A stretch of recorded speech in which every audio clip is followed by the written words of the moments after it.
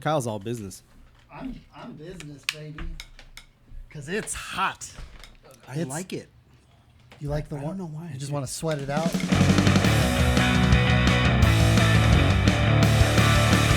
Welcome to Unusable. Welcome.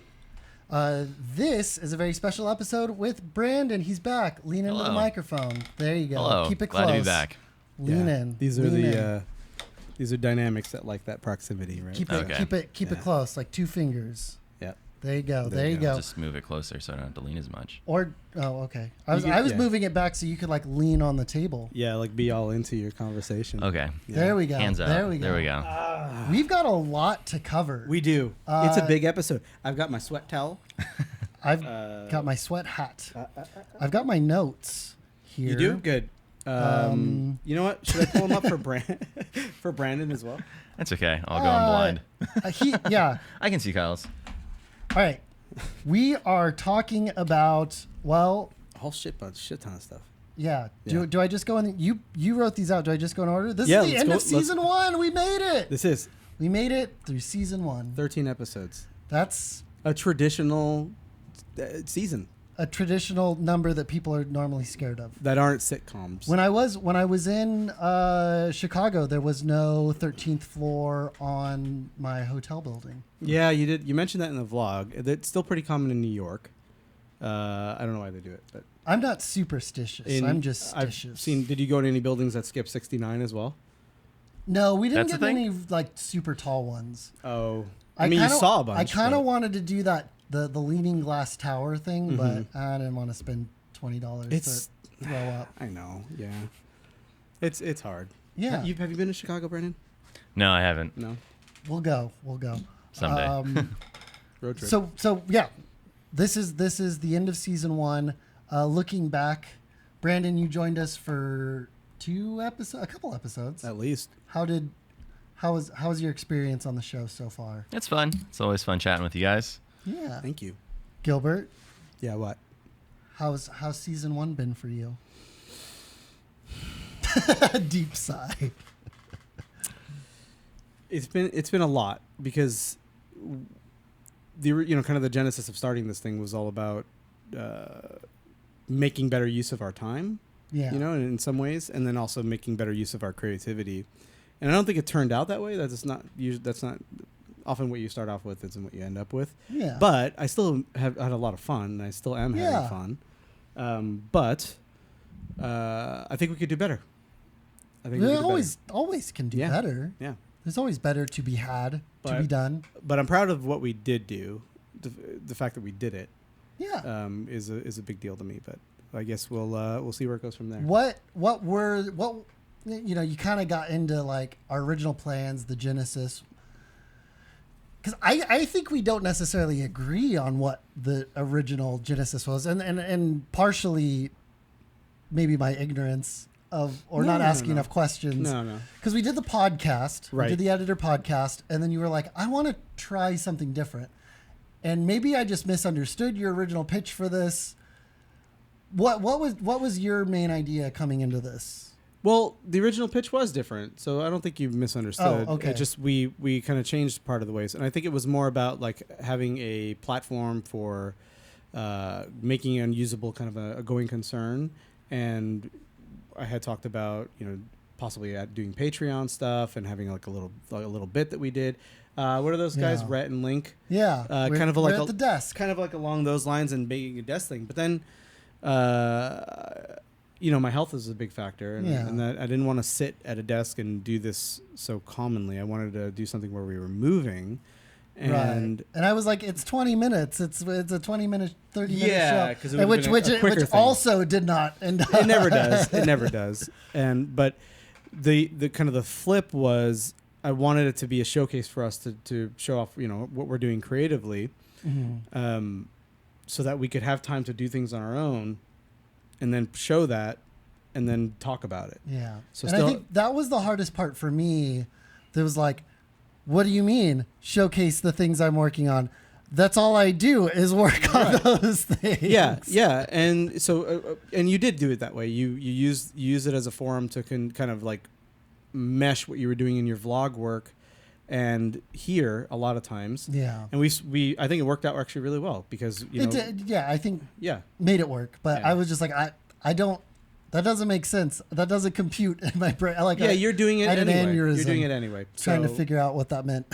But we did. We had some pretty cool projects. I mean, I did the video. You did. We had the bird stuff. You did the parade stuff. I had the why Fresno is killing me thing, and Yes. and it was all that stuff was super fun. And actually, the Fresno thing is kind of like I'm still very much in that mode. Yeah. So I didn't want this show to end up being like that. Like more about that. So I kind of it was important to me for us to kind of. For example, like you going to Chicago, like it was a perfect change of gears, and then also talk about positive things, or things that are framed more positively anyway. Yeah. Yeah. I always thought the tagline was like, the show about the stuff we love. And I'm like, oh no, it was like 3 episodes in and we're getting dark. And I'm like, wait, I thought we were talking about stuff we love. It is, but it is stuff I love. It is. And but just framed very in a dark way. Yeah. So that's a great segue. Let's talk about some stuff that we love. Let's do it. Like cameras. It's new camera day. It is new camera day. At I'm so Unusable. freaking excited. I'm so excited. That's part of why Brandon is here. Brandon got a new camera. Yeah. Let's start with Brandon. What did you get? I got the EOS R7. Canon EOS R7. Canon's first APS-C with the RF mount. It's smaller. You've than had I it for thought. 2 weeks now. Yeah. Thanks. Yeah. The grip is huge. I'm used to those tiny. It's two really tiny beefy. Sony- I could barely hold that. But it does end up putting my finger, in the better place because this isn't as ergonomically difficult for me. Yeah. It feels beautiful. So This Brandon, grip is what are nice. some of your thoughts 2 weeks into owning the R7? The resolution's really great. So the last camera you had was that you replaced this camera with was the Nikon Z50. Yeah. How many megapixels was that? That one's 20, I And believe. This one is 32? 32. Or Yeah. close to it. 32 megapixels. Yeah. So you what can are you really do- crop in. What are you doing with that extra resolution? Yeah, crop in. Well, I got this. I was convinced to get this camera because of. I didn't even try to, other than you were like, I think I want this. Before that, I didn't try to sell it to you at all. Yeah. Well, I saw some videos on the autofocusing system and how it's the equivalent to the R3. Yeah. And so Which I was got a step above the R5 in some Yeah. ways. Yeah, in a lot of ways. Yeah. Yeah, and from what I've seen by testing this, it's really awesome being able to lock on to dog's eyes, cat's eyes, and bird's eyes. So I ended up also. Holy shit. So this is the kit lens. This is Getting- the 18 to 150. And I also got the 100 to 400, which I was playing around with today at Woodward Park. Yeah, you'll have to send me Are some these photos. I quoted can in drop in. APS-C or it is actually full That's frame? a That full one's frame. full We frame. could put that on my R5. Wow. Okay, so basically C or 150 to my R, 600 yeah. or 500 or 200 to 500 effectively.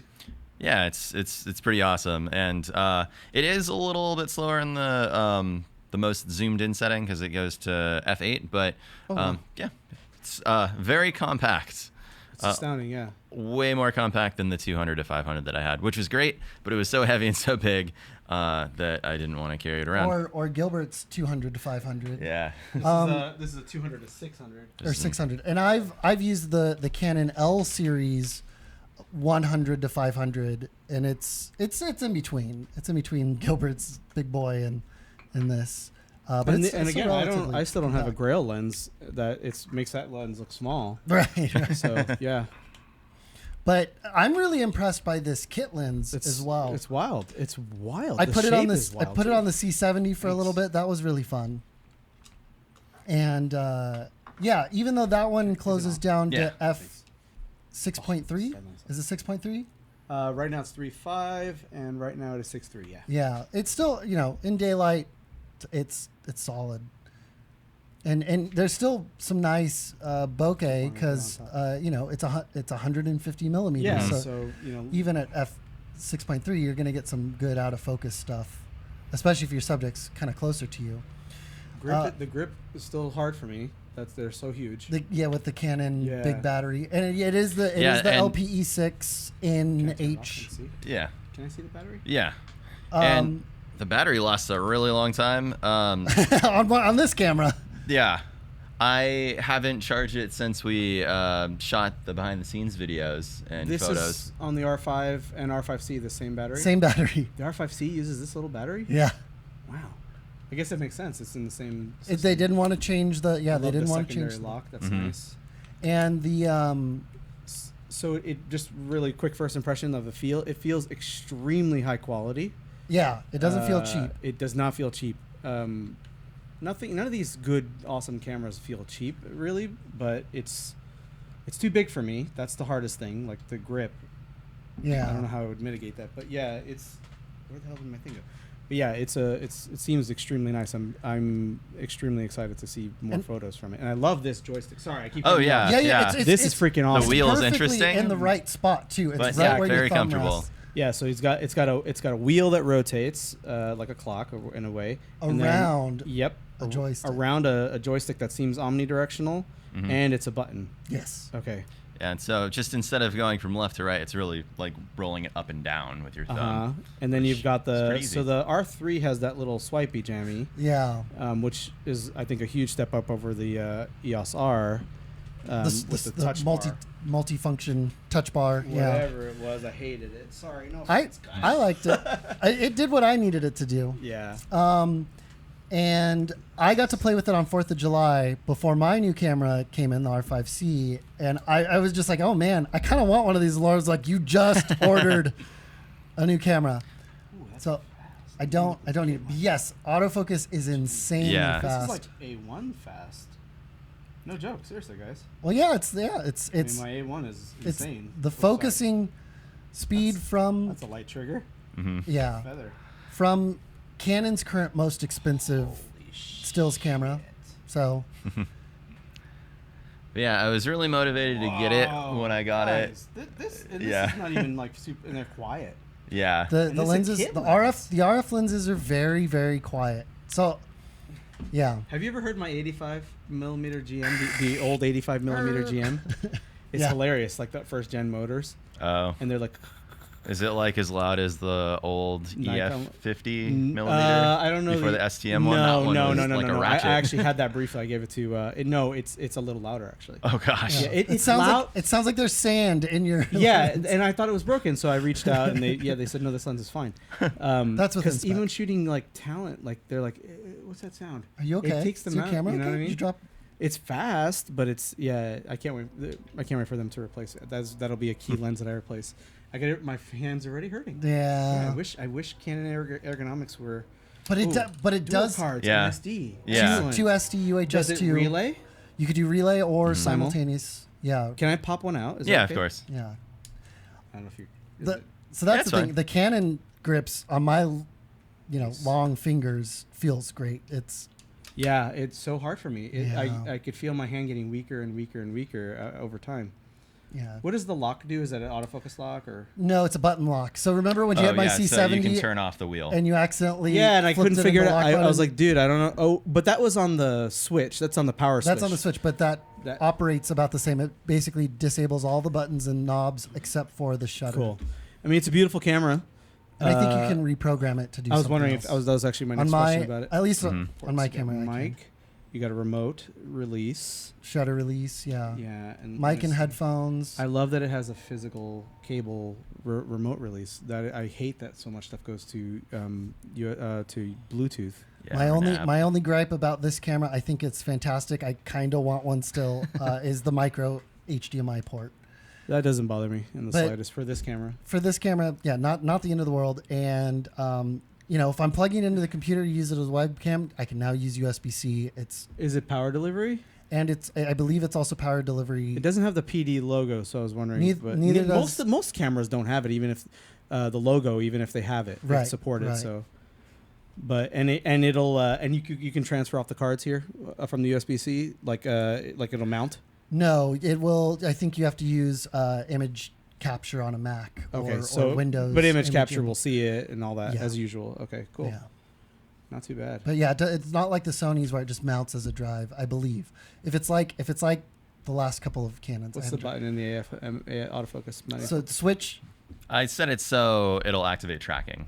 Nice. But And then the lens switch, release. as you'll notice on that lens, there is not an AF/MF switch And on it. so the switch is Yeah. on the body. Yeah. of Which the is nice camera. because when you have actually the ATP guys have been talking about this a lot, like the accidental tech pod. Yeah, they've been talking about like the discontinuity between software and hardware Yeah. switches. So how states can be different. So if you tell the software do X, and then you have the hardware do Y, like how does it reconcile? And usually it ends up being that like the best case scenario is like software ends up being an override, and then the moment you touch the hardware switch, it flips back to where it should be. Yeah. So it knows your intent. Yeah, and then you end up running into a little bit of that with other glass that has buttons and stuff on the lenses. Or aperture. Yeah, like when you control. want to have like a for example, if you're not in the A, and sometimes some camera systems will override that, but many will not. It's fixed to whatever that ring is on, Yeah. or you have to turn on an override.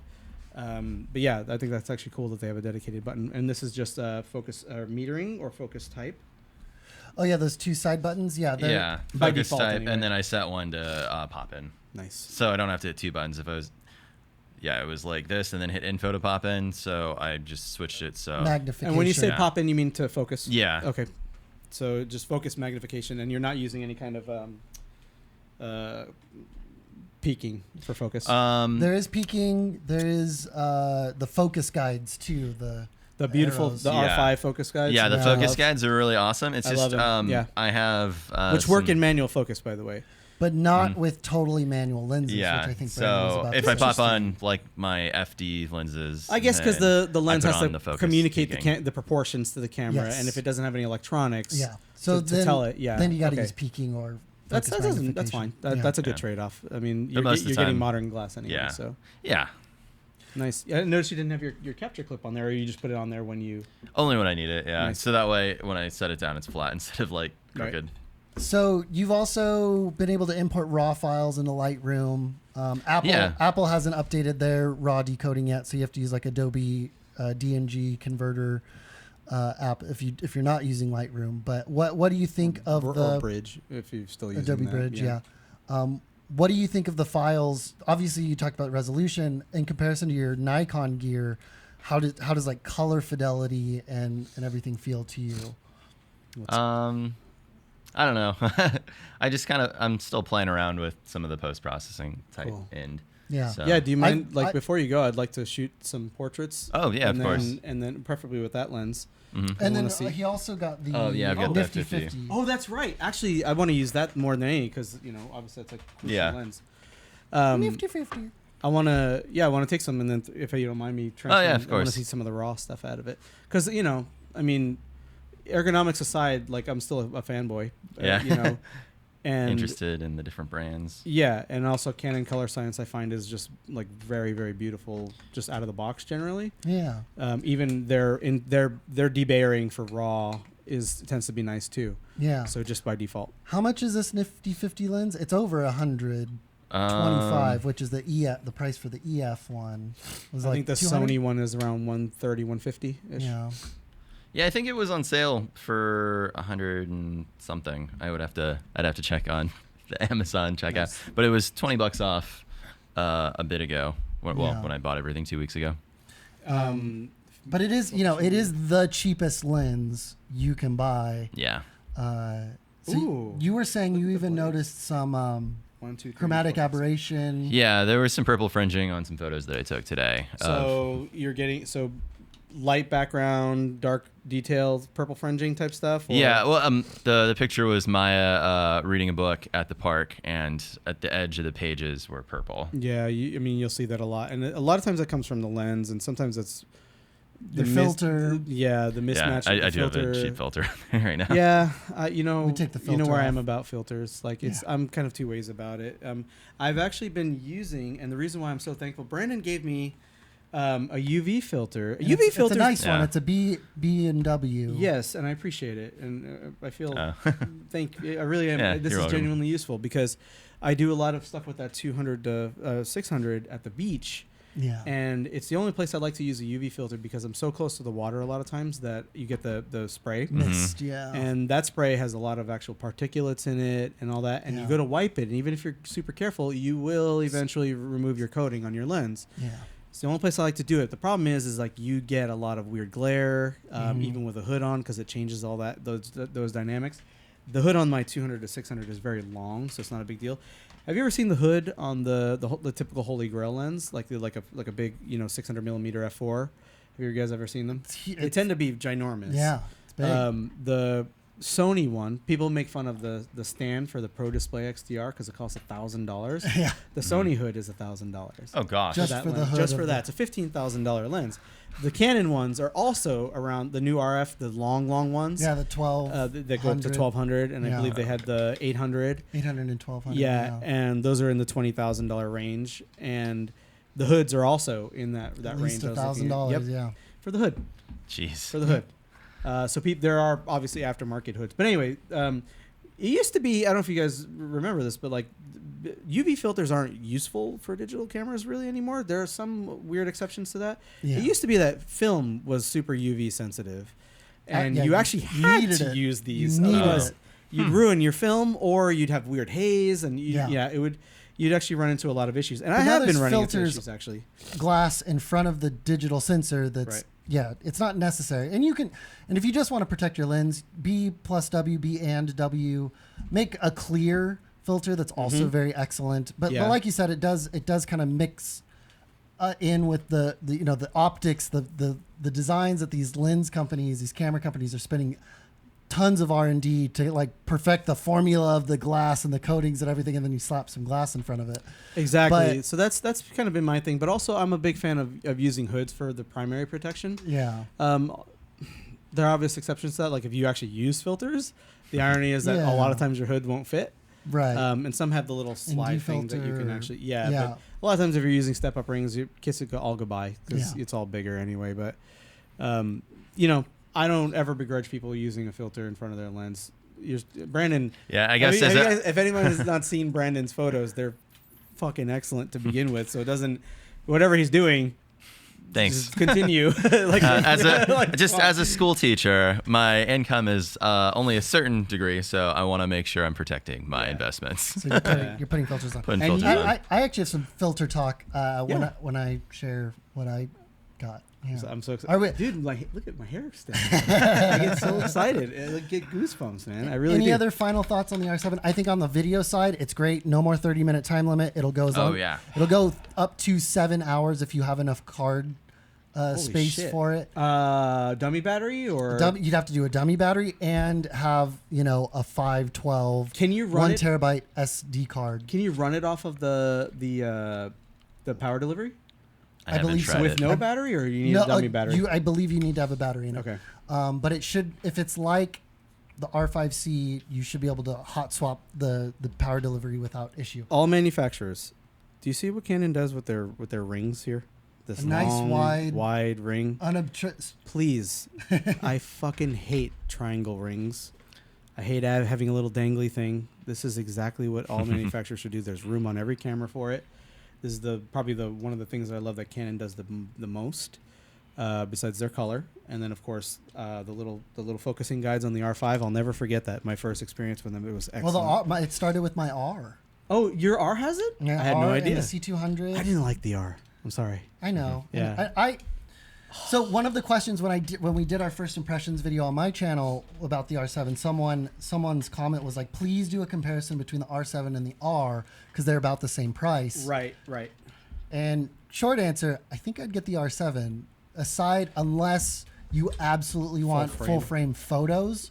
Because you still have a crop in video. For 4K. Yeah. So. Yeah. And there's more frame rate options. Oh, that was the other. Oh, sorry. Sorry. You just reminded me. Sorry to cut you off. Yeah. The one thing that blew my mind about the new R7 and the other one, what is it called? The R5? 10. No, 10.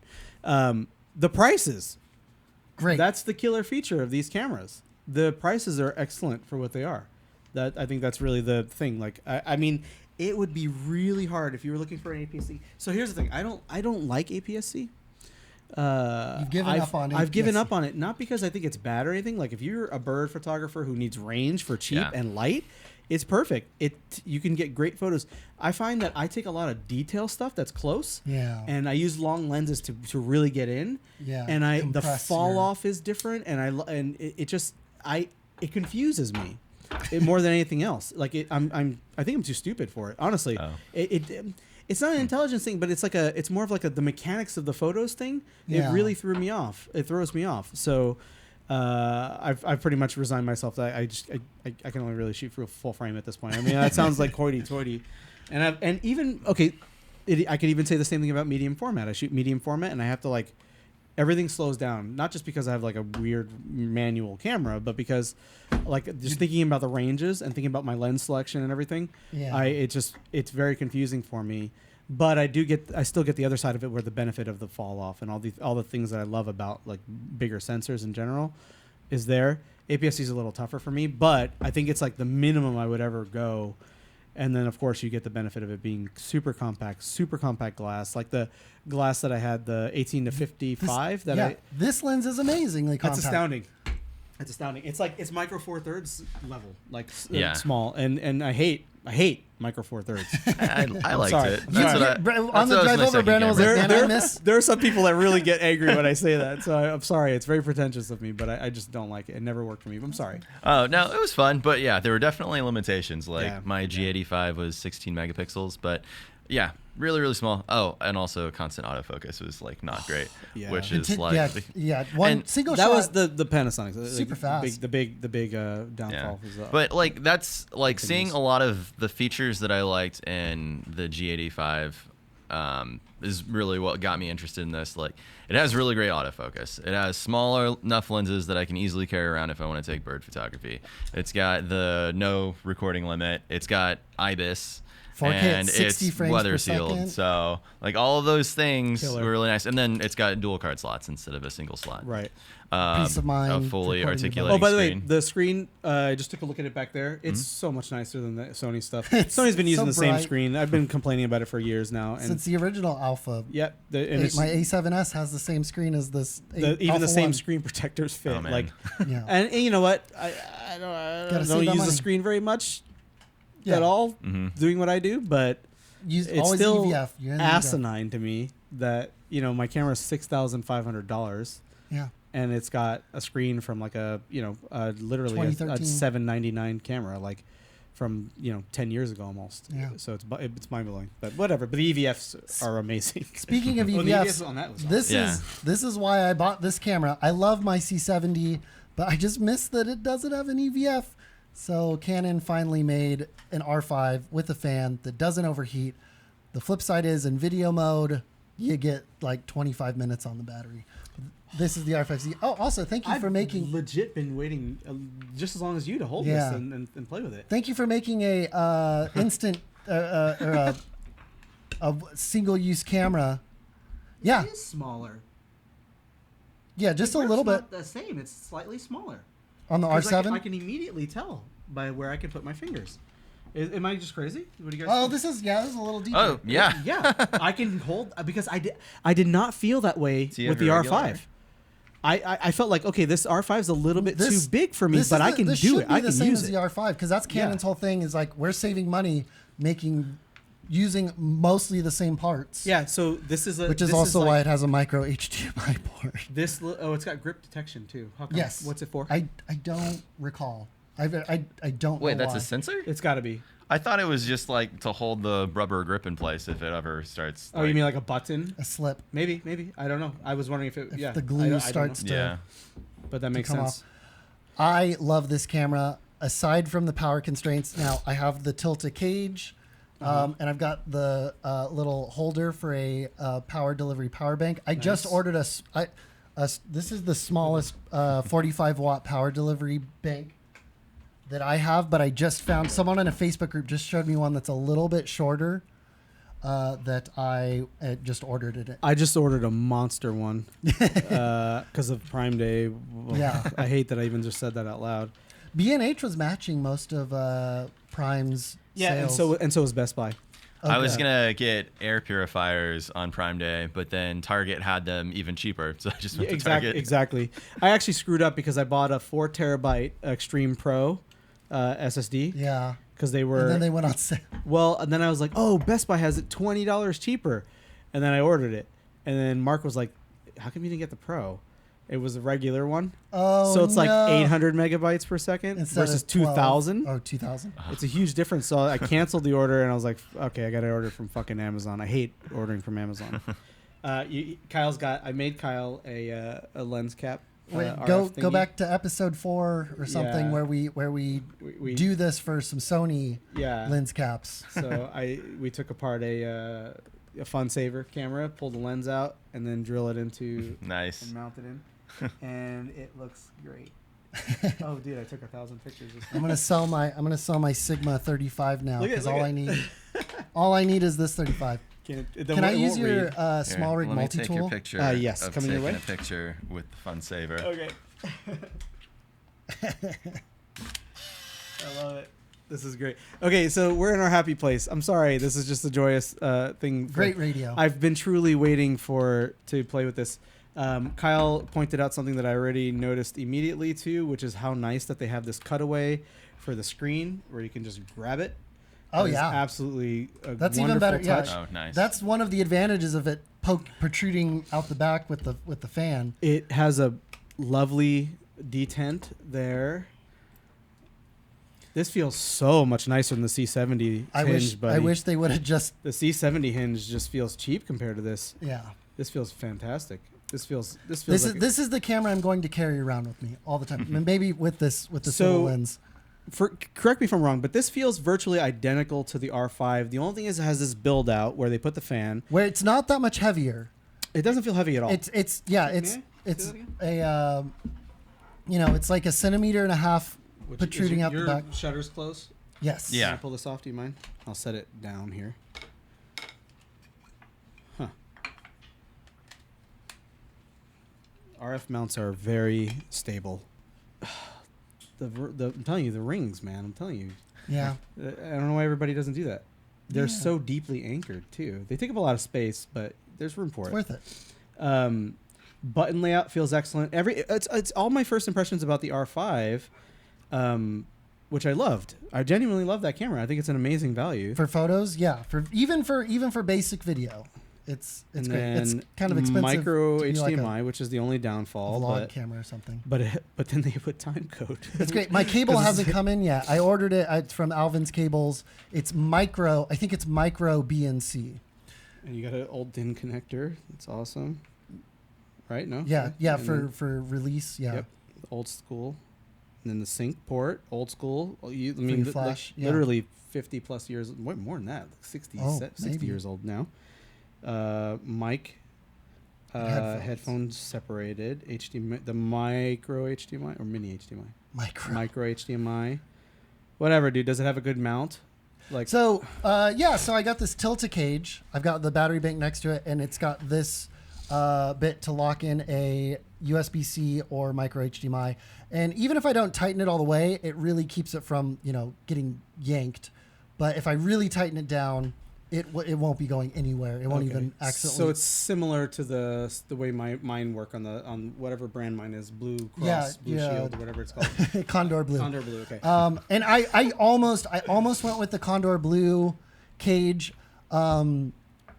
Like yours, you put that Arca Swiss plate on the bottom of the camera, and then you slide it in, but then you lock it. You need to screw in a lock on the side. Optional, This one, but yeah. This one has a guide screw. You'll notice there's a small hole on the bottom of the camera. These That's the second anchor point, and then the quarter 20. clever. Now, I do have 2 complaints about this tilted cage.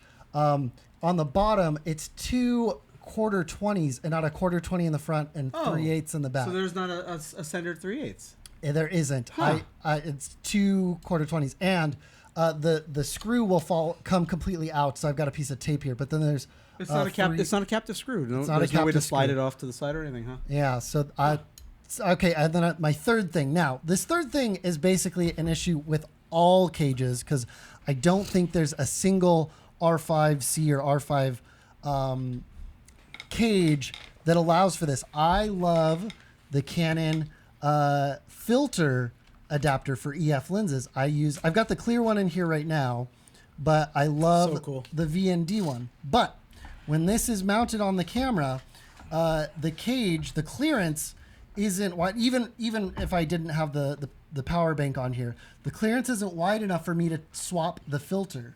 So I have to remove the filter in the lens, swap the filter, and then reattach the filter in the lens just to switch to variable ND. Okay.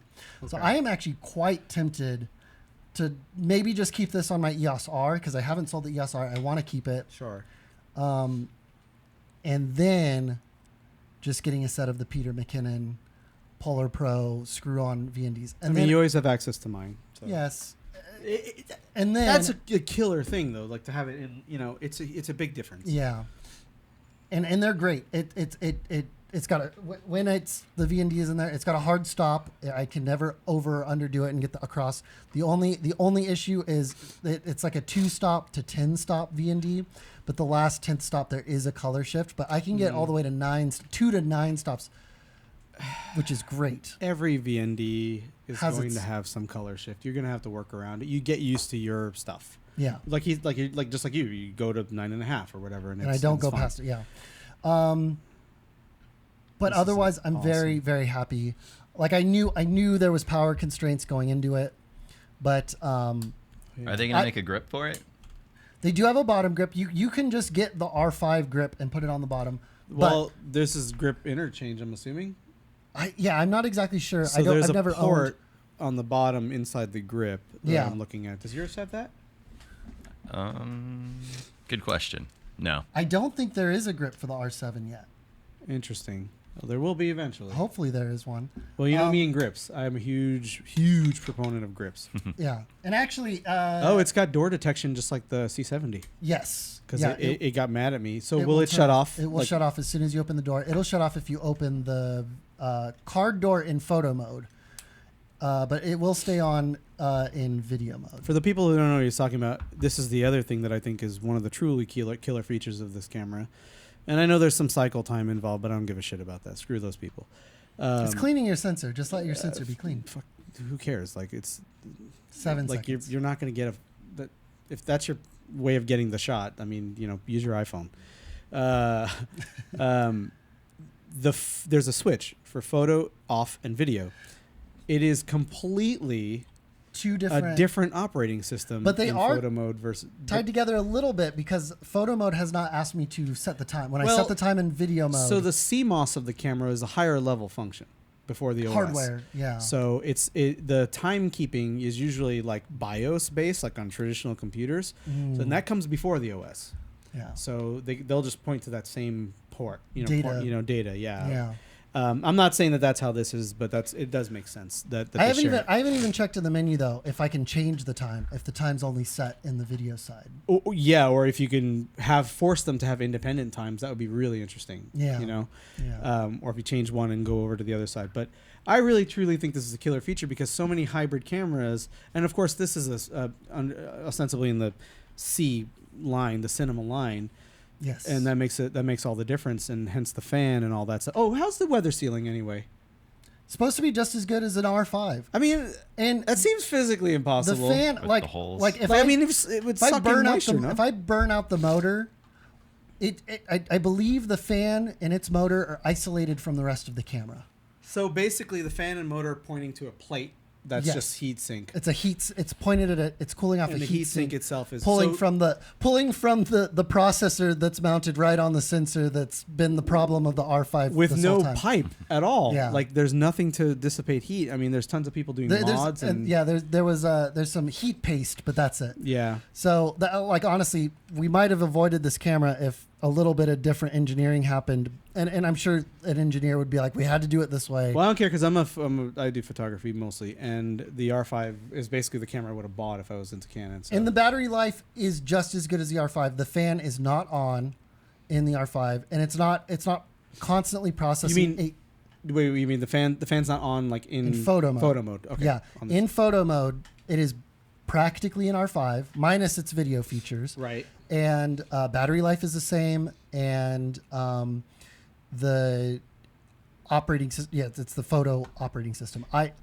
I'm actually going to use it to take just photos this weekend, and I'm very excited to use it. You know what else? Okay, so I know people balk at this little build out. It doesn't bother me in the slightest. I thought it might. I was wondering if it would. I thought it would, but I was like, I'll just get over it. I'll tell you what. Because I want the EVF. This bigger grip is harder on me than this build out. Like, yeah. Because I feel like when you have a lens on here, it actually balances better. It's a little...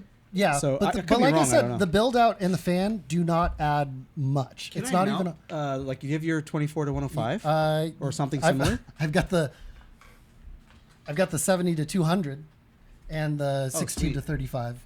Oh, and you have the EF adapter, right? Yeah. Here, let me hand it to him so he can. I don't want to mess up his process. And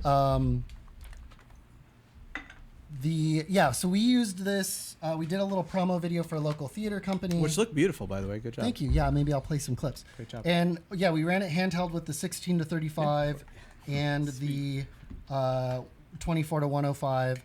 It worked admirably. And honestly, with this power bank on it was in video mode the whole time. With the power bank on it, it's like I have two grips.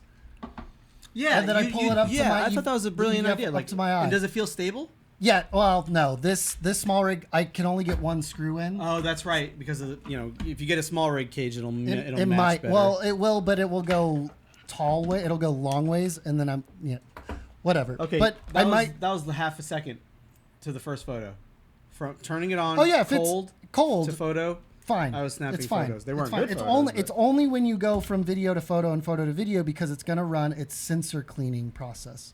This doesn't have phase detect. Is it because of the lens? So I'm hunting hardcore here. Look, can you guys see it? See it hunting? That's a phase detect issue. Oh, so it's my focus mode. Okay. If we let me change the focus mode because I've got it in a way that I like and it's stupid and nobody else likes it this way. But well, I mean, if I point to some contrast, it'll probably be fine, right? Yeah. So the center, I've got it on the point, and I point it at the thing that I want, usually someone's face, recompose, and I can recompose. That's how I shoot photos too, and in fact, we'll talk about that in a minute. Yeah. I want to talk about this next. Oh, I'm very excited to see this. I didn't know you had it. The old school short shots, man. Yeah, I found it in a bag. That's awesome. I love it. So if I set my initial servo point to auto, try that. There's also other like AF modes that I don't really play with. I mean, it's not hunting, which is good. Yeah. But also like because I'm probably more like you, where the center of my frame is the intention. Yeah. Then recompose. Yeah. And also, I tend to, depending on, especially with film, I'll tend to use like spot metering. Yeah. And then meter, then recompose. So I'm getting my focus and my metering at the same time. Recompose and then make any adjustments as needed, like to, if I need to balance out some exposure for the background. Yeah. So yeah, I mostly, if I am taking photos, I'm usually taking photos of people. So that mode works for me. But yeah, for more abstract things, you're pointing it at your car, and. In your garage. I don't know if it's the motors on the old EF glass, which probably is. That's part of it. Then the adapter. Yeah, I mean, let's put. Well, Brandon's, I mean, what I'm getting at is this is I've been shooting an A1 for almost like 2 years now. Let's put Brandon's it's lens. Bonkers fast. Like that R7 is insane. One, it's amazing. Or I guess the 100 to 400. Well, put the same one on if focus. you guys don't mind. Put this one on because I had experienced that one. Because I don't know. I've never done this. I don't know what it's going to do. Because of the APS-C size? Yeah. Although I did update the firmware. The firmware on this camera is up to date. I would assume like if it's anything like Sony's, it just figures it out and Oh wait, let me pop that off for you. Yeah, that's way better.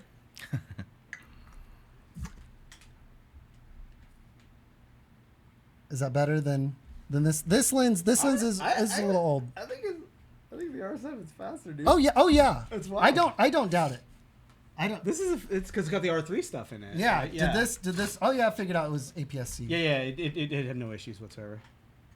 Yeah, it's. I mean, dude, it's thing's a rocket ship. Yeah, that's why I wanted to get it. It's amazing. This is still pretty fast. Oh, don't get me wrong. It's incredible. The R5 is truly an awesome camera, and I was blown away by the autofocus. I felt like it was the first competing camera that I felt like matched Sony's autofocus at least pound for pound at the time. Yeah. The A1 I think is wasn't- what blew it out of the water at the time, but like I think this R7, at least in terms of speed, I don't know about locking and all that yet because I haven't tried it, but Yeah. I am astounded at how fast this moved. Like astounded from like deep to, you know, from alt to both extents. So, and quietly. So yeah, they're both awesome. I'm just blown away by this, and the price is awesome. You get a little vignetting. This is funny. Yeah. Little vignetting, more vignetting than the Sony. The little bit more distance. A little bit more distant from the sensor. But I think it looks great. It looks cool. Brandon, we can make you one. I'd appreciate that. Oh, of course. Now that you have it, yeah. Kyle, did you bring an extra old crappy?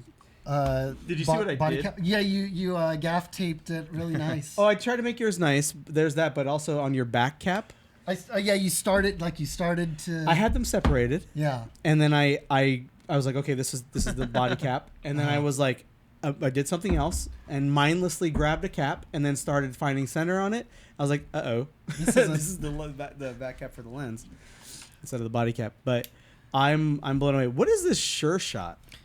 So this is a camera that I didn't know much about. I found it inside of a bag. A few years back, I have a friend from my teaching cohort who had gifted me several things in a bag. It was a AE1, a 50 millimeter, 28 millimeter, and some Vivitar zooms. And then in the side pocket were two Canon film cameras. This one is called the Sure Shot. And I thought it was broken when I first got it because when the batteries aren't inside, it doesn't close. So I just assumed it was going to be a huge hassle. But 2 days ago, I rediscovered it because it had just been in that bag for another year. And then I put some batteries in, and it wow. Okay, maybe it doesn't close as well as. Broken now. No, I just didn't close it correctly. No, it's closed. But yeah, maybe it requires that tension. Yeah, it just needs the pressure from the springs, and then it closes. I was playing around with it because it was letting me fire, and I was hearing the winding and the mechanisms. The flash is working. So yeah, I haven't developed anything because I've only had it for 2 days, and I've only taken 7 shots. But I'm pretty excited for this little camera. That beautiful sound. I love it. May I? Yeah, of course. This is fantastic. Yeah, and it's got like a little bar on the bottom if you look through the viewfinder, and it's like portrait of 1 person, 2 people, 3 people, or a landscape. So and that was the whole in the old Sure Shot marketing. Like they were. This was like a whole line. Mm-hmm. It even went to digital, right? The Sure Shots, like the power shot. That's right. And then the elf was the elf. I kind of had a few digital elves. I have an elf in my house right now. Oh, nice. It still works. The battery even charges. But yeah, I'm gonna take a picture. Okay. Yeah, you're everyone's sweaty. Don't worry. And yeah, there it is. I saw the little thing move. Yeah. So it figured out 1 person. So it has some intelligence built in, which is amazing. Yeah, so I'm really excited to see how the photos turn out. Self-timer, also with pre-focus. Yeah. So you pull the trigger, pull the lever down, and then hit the shutter, and then it takes about 10 seconds, and then it'll fire. So we should take a picture at the end when we wrap up. Self-timer. Offset tripod. Canon and their offset tripod mounts. They I mean, it was a video, so it didn't matter if it was perfect. Well, I mean, not if you're shooting. And you're not shooting wildlife. I can balk at that. Chasing. Like the whole conceit, and I get into it with this crap. The whole conceit of like L brackets, as opposed to like using the ball head to go 90 degrees, is that you're exactly in the same frame. Right. That's like, and so like that's why you want it down the center of your frame. And then if you're doing, which is really important if you're doing panoramas, because you do panoramas and you set your nodal point and all that stuff, so you don't get all the warping and all that, which is important for panning in video too. I bet we could count on one hand how many people did panoramas with that. Oh, none, obviously. Shot. Come on, but it's just interesting. But I think obviously it was more. I bet we could count on one hand the people that have used the tripod mount on this camera. Yeah. But yeah. Well, my friend Nicole's dad, there are marks to prove it. Yeah, he did. That's true. And it had like you said, the self-timer had this thing, so it was useful. That's exciting. I'm in love with both of your cameras, and I'm not even a Canon owner. I don't know. I just love cameras. I don't know what it is. Another reason why I really wanted to get this, speaking of panoramas, that was something that I always did with my G85 because they had the IBIS, so you could fire it off. Nikon didn't have it in any of their cameras for their Z series, so I was kind of bummed when I switched to that. So the IBIS benefiting you for panoramas by shooting handheld panoramas. Yeah, it's kind of like the iPhone, how you just turn, it would fire across. Rapid fire. Got it. Fuji had it. I used it a few times on the XT20, but I had primes for that. Disappointing. So it didn't look good. And then I tried out a couple of panoramas. I had a few that looked really good when I went on a hike to the Pincushion, but it actually did this crazy, weird, blocky JPEG compression. Yeah, only for water. What? Yeah, on the waves of the water. Yeah, it looked like because it didn't know how to reconcile the differences. Yeah, but it was like huge, like blocky squares, JPEG compression. like in what app? The built-in one. Panorama. Okay, yeah, wow. In the camera. Sony's don't do that. I don't think a single one does it. Well, there actually might have been a Sony, the A7 original line and the second gen line. You could buy Android apps in a terrible layout in the camera, and that's where you would get the intervalometer for your Sony camera, your Alpha series camera. Yeah, I wonder they pulled all those out. Obviously, some people still hack them to get those apps back. That's how I would get unlimited recording on my A7S and my A7S2. My A6500, I would essentially side load an application that unlocked the time limit to record. Wow, that's so weird.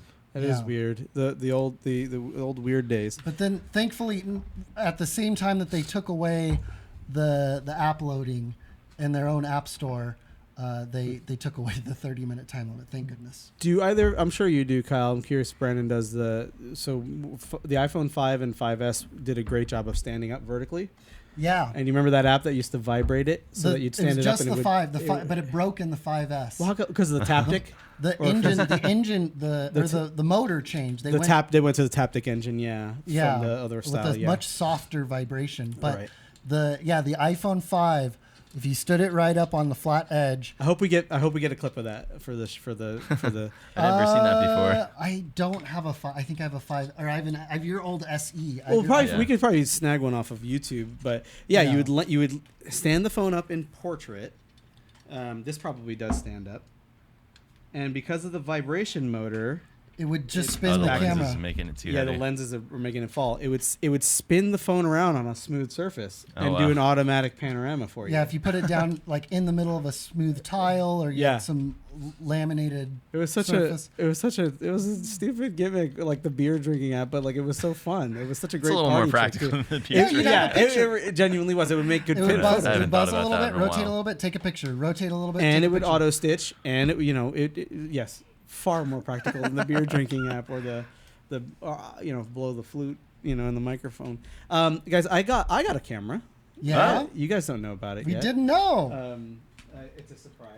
So I just really quick. Yeah, I wanted to show you. Like here's how it feels all rigged up for 8K 60 or just really in general 4K recording because it still burns through the battery. Let's see some 8K fun saver. But for 8K 60, it requires the can't wait. Power delivery. And actually, for 8K60 with the fun saver lens, you would not need the battery because I need the battery so that it can power the lens. Okay, so autofocus and image stabilization. There are some modes and combinations of glass that require the battery, right? Basically, any powered lens in 8K60 requires the power delivery. Wow. Oh, and you just no, I know. I'm specifically trying to. I might do you a solid and tap that for you so that I might sell the Tilta-Cage. Okay, because you're not a huge fan. Okay. I might, yeah. So the other thing I wanted, this is still pretty light. I mean, no glass on it, really. Right. But the other thing I'm thinking of doing is going no cage. This small rig clamp is a 1/4-20, and I can mount it directly on the bottom of the camera. I thought I had the top plate from my C200 before I sold it. I can't find it now. Oh no! But it's essentially a cheese plate, and I was thinking just epoxying, not this battery because this is a nice battery with a indicator on the side. Yes, that's pretty cool. But I've got another one, and this one's metal. This is the size of the one that I just got too. Epoxy the cheese plate on it, so then I could mount the camera on the clamp to the battery, and then the battery I could still mount on a tripod. I thought you brought the stuff for me to do it, but yeah. I was going to, and I couldn't find my C200 top plate cheese plate, so I might just need to get a general cheese plate. But I did get a camera. Yeah. Okay. So You guys want to see it? I'm all done. Let's. All right. It's funny because Brandon texted us about this camera. Oh, nice. You were like, check out this camera that doubles your film. So this cuts cool. 35. So you put a roll of 35 millimeter film in it, and rather than a full frame shot, it does a vertical split. Should be good to go. And lets you, if you had 36 frame film in it, it will do 72 pictures. But they're also portrait mode. Not always.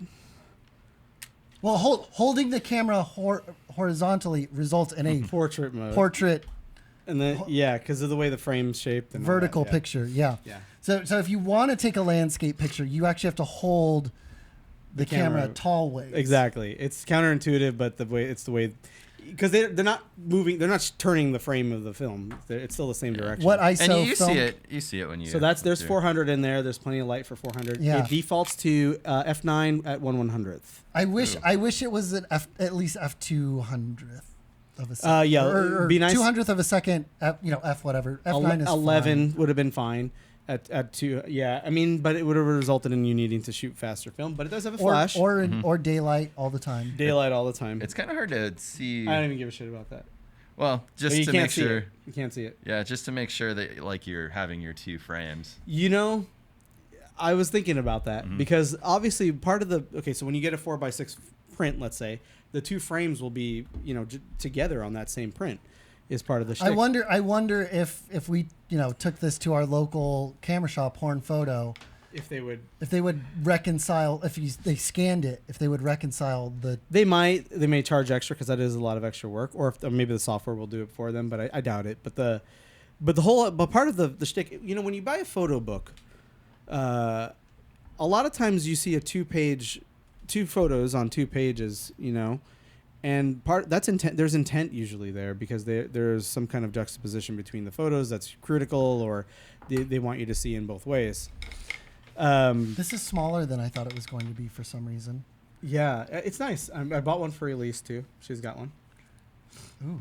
In the sage color. I went for that weird. Yeah, I ordered the sage one. The sage was beautiful. It's really nice. It's we my have favorite. it. You have it. It was hers too. But yeah, so like when you load film, it's kind of a gamble if you're going to get a half frame in the front. Like for many cameras, some are dead accurate. Like they'll actually scan the frames and all that stuff. Like my F5 is always perfect, right? Some cameras and you end up with like a half frame on the end of the.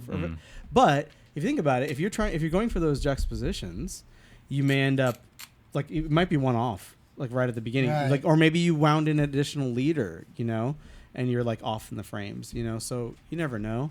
So hopefully you get it, but I think that I just decided that I'm going to, rather than try for the intent, I'm going to try for like the luck, and then like you tend to be shooting many of the same subject matter, like in a particular like little shooting session, so.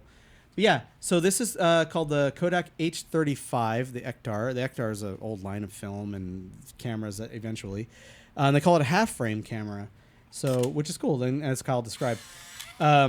It's got a flash. You rotate the little ring around the quasi-lens. Really, it's just a fun-saver lens, it looks like. I could probably rip this apart, too. And single AAA battery, which is nice. Okay. Right now I'm shooting... Portra 400 in this, which is a little overkill for this camera. It's probably just what you had, yeah. Yeah, all I have is Portra 160, 400, and 800. Yeah, so that's all I have. The in good the stuff, baby. Yeah, well, I had done a lot of black and white. Speaking of black and white, I got one other camera. Oh. Oh yeah. So I've been shooting this camera for 4 months, and I haven't told Kyle about it. I've had 2 iterations of it, and I've settled on this second iteration of it. You guys are more than welcome to make fun of me. but I have been thrilled and in love with it. Yeah. What do you think it is? What do you think it is? I honestly don't know. Oh man. So that is a Leica Q2 monochrome. Yeah. Oh, wow. So the camera only shoots in black and white. You've had this for 4 months. I had the Q2 for You started with the 2 months and change. you got the thumb I did do the thumb grip with $300 thumb grip. little piece of metal. Remember when I asked Oh you my for gosh. that code? Yeah. That's what I needed it for. I didn't want to tell you. What code? The Oh, KEH or MBB. Yeah. Whatever. Oh, I They wanted said- a discount code because they had a used one, which that is the used one. So it was How's- $200, but still ridiculous. how's your lens cap holding on? Perfectly fine. Yeah. So I don't know if you've been reading Andy's comments. Yeah. Have you seen many of mine? So, I think I saw you respond to one. You were With just like, lots of detail, like Oh, I didn't- helping him with the okay. camera. Because yeah. Twitter friend Andy. I don't know. He probably does not watch this show, but But yeah. So oh man. So monochrome camera, why the hell would I go from getting the regular Q2, which is already way overpriced, resolution, baby. two reasons. Resolution is a huge factor. Well, there's actually more than 2 reasons. The second one, Because it's not practically doing any debayering. there isn't even a filter there. So the way that all cameras, most of them, Color. all CMOS. color cameras, basically most of them, about 95% of digital cameras, are all black and white sensors, and then they have a thingy in front of them that A Bayer multiple filter. thingies, and it's called a Bayer filter, and it actually reads that information through through RGB channels effectively, and it creates the color in post basically. And when you have that filter, you lose light sensitivity and you lose detail, no matter how good the glass is and no matter how good the filter is. So you remove that, and you end up with a camera that has far more dynamic range. In this case, it's twice as much. Yeah. There's Wow. 15 stops. Oh my gosh. Wow. I found that usable.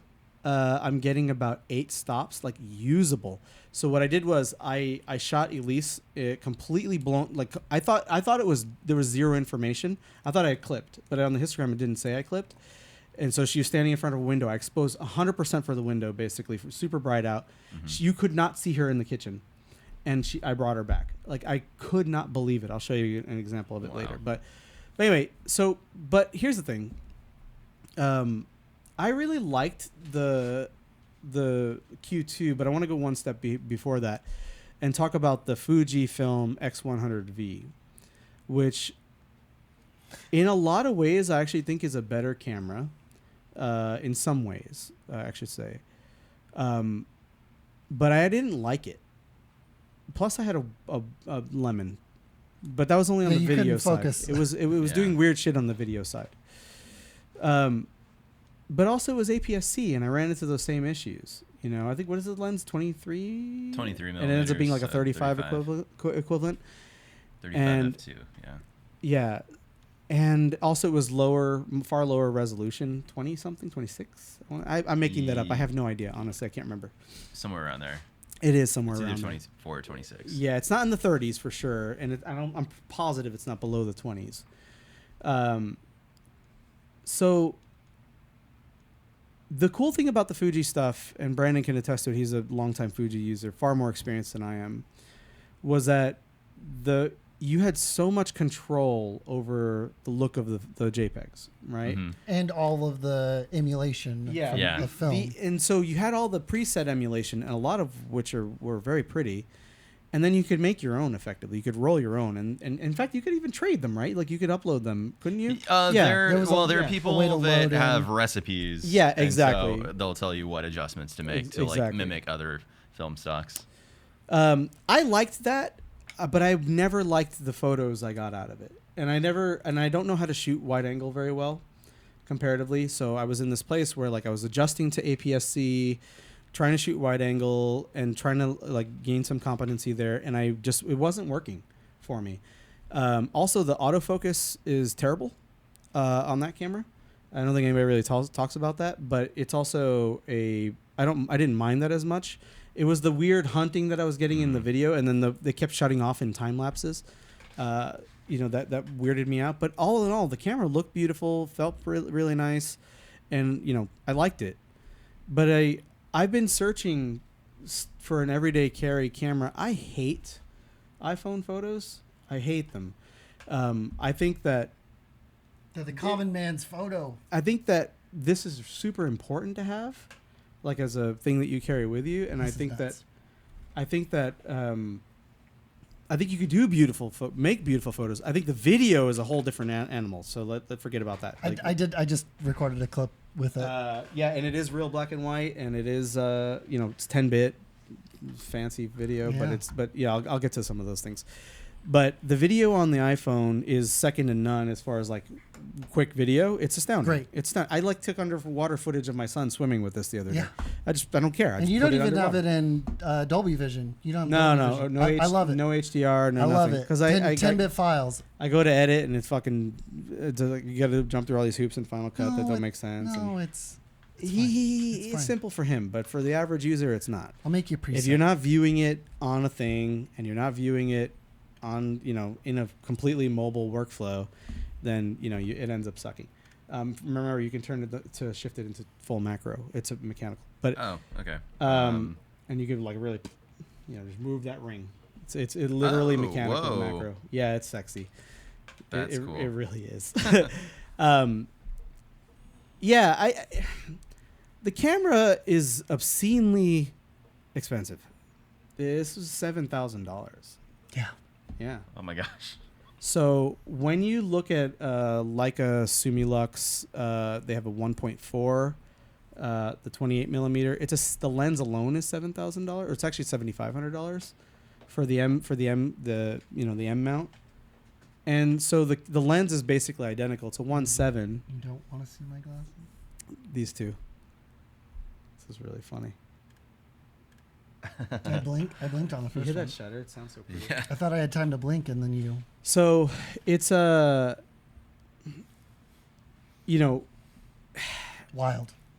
I can't remember what I was saying. It's a 28. The lenses for the M mount stuff, because I was like, oh, should I get an M11? It just came out, and then but for the same glass and for the camera, that's a $15,000 setup investment. And I was like, fuck that shit. And the M stuff is super manual. They're true rangefinders. Yeah. The Q stuff had been super interesting to me since it came out, but I was like, God, I cannot justify spending this much. But so then I started going down this rabbit hole. By 2 A1s and 2 A1s. It's the same price as an A1, and it's not as capable, but it is something it's smaller. It's built in. So there's a number of things. Like the Q2 was great, and you could almost pretty much use the JPEGs right out of the box, but I wasn't feeling it because I found that for the Q2, I kept switching to the monochrome side anyway in the profiles. And I'd have all that color information, and you could argue, oh well, you could do that. Change your mind. If you change your mind, you could always have color. But I kept fucking doing it, and I was like, this is so beautiful. The color is so beautiful out of these, like out of the box. So I'll jump over to here, and you could see this picture was taken with the Q2, right? And yeah, I was wondering if you'd look at the metadata. No, I should have. That was taken with the Q2, and then the delay was I returned the Q2. Kids eating ice cream. I returned the Q2, and I had to wait a while for the monochrome to be back in stock because they keep selling out. The camera's 2 years old already. And so why the hell would I buy a 2-year-old camera, let alone one that's black and white?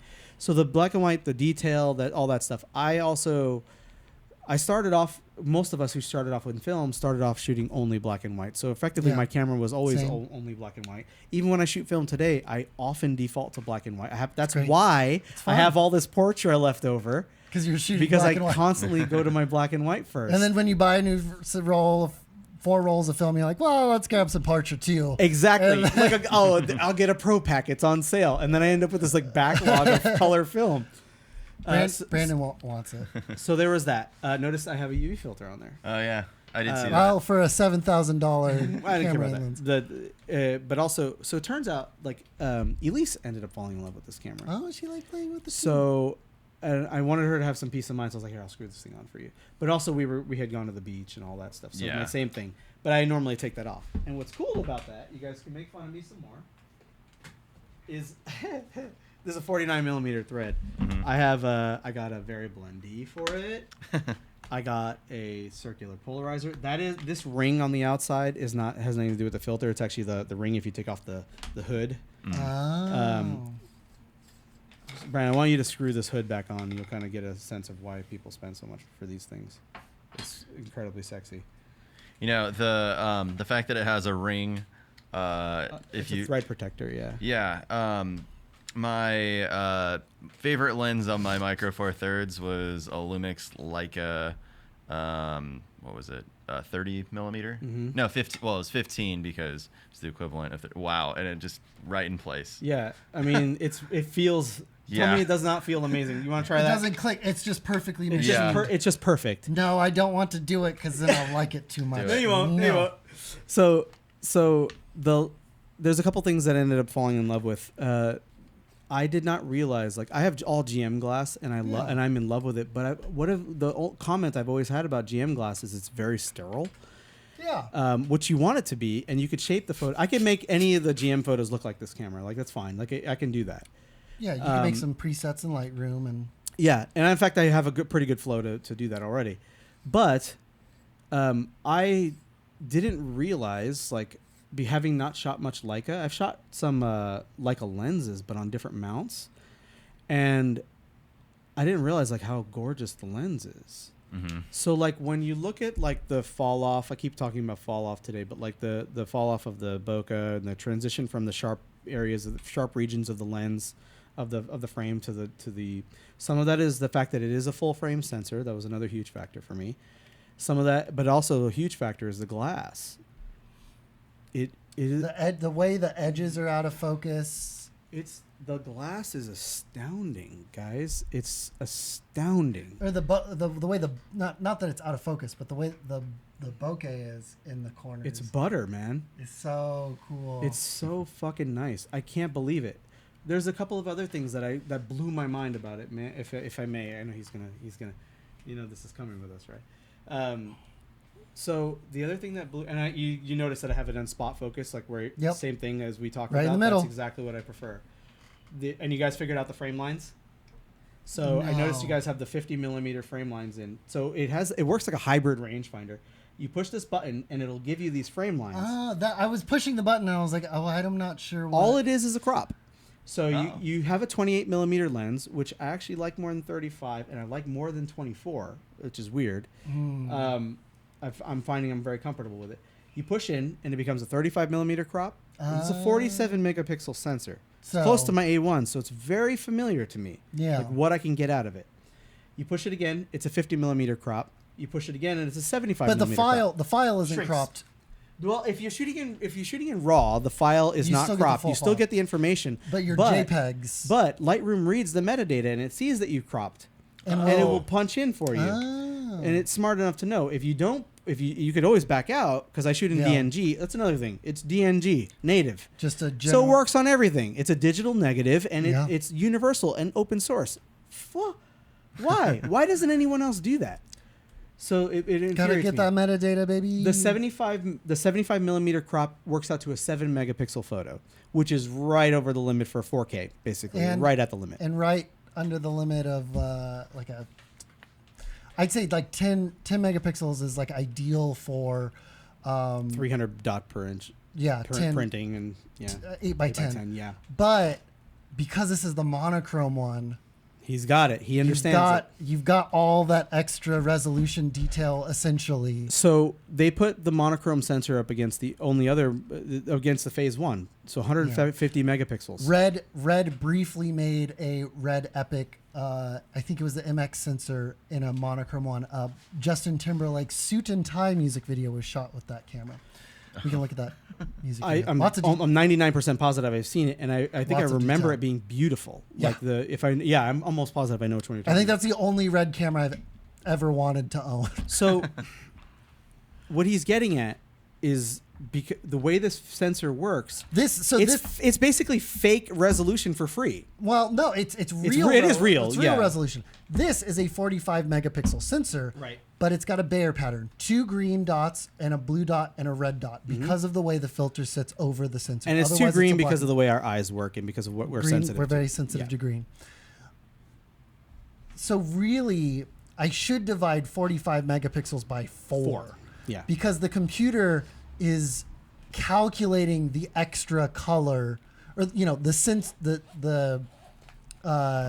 processor in here when I'm making JPEGs, or the processor in my computer when I'm looking at the raw files, and that's why the custom raw files for each camera, because it is getting a little bit of that it should be giving some of that instruction on how to debayer that data. So yes, when I get it, I have 45 million pixels to work with, but not all of them were individual color. Some math happened, some algorithm generated some of that color for some of those pixels. So it's not perfect, but when it's truly black and white and it's each individual pixel is just a value of brightness, you're going to get a much more detailed image out of 7 megapixels, even if it is cropped, compared to a color camera. There's a couple of other things. They did put it up to against the 150 megapixel phase 1. And that particular phase 1 worked on the same principle that Kyle just described, where it actually has a debayer filter. There are some sensors, color sensors, that do not work that way, where they work on the same exact principle of luminance data, brightness data, for each and every color channel, and they're obscenely expensive sensors. And also phase 1 makes something like that. It's like over $100,000. Wow.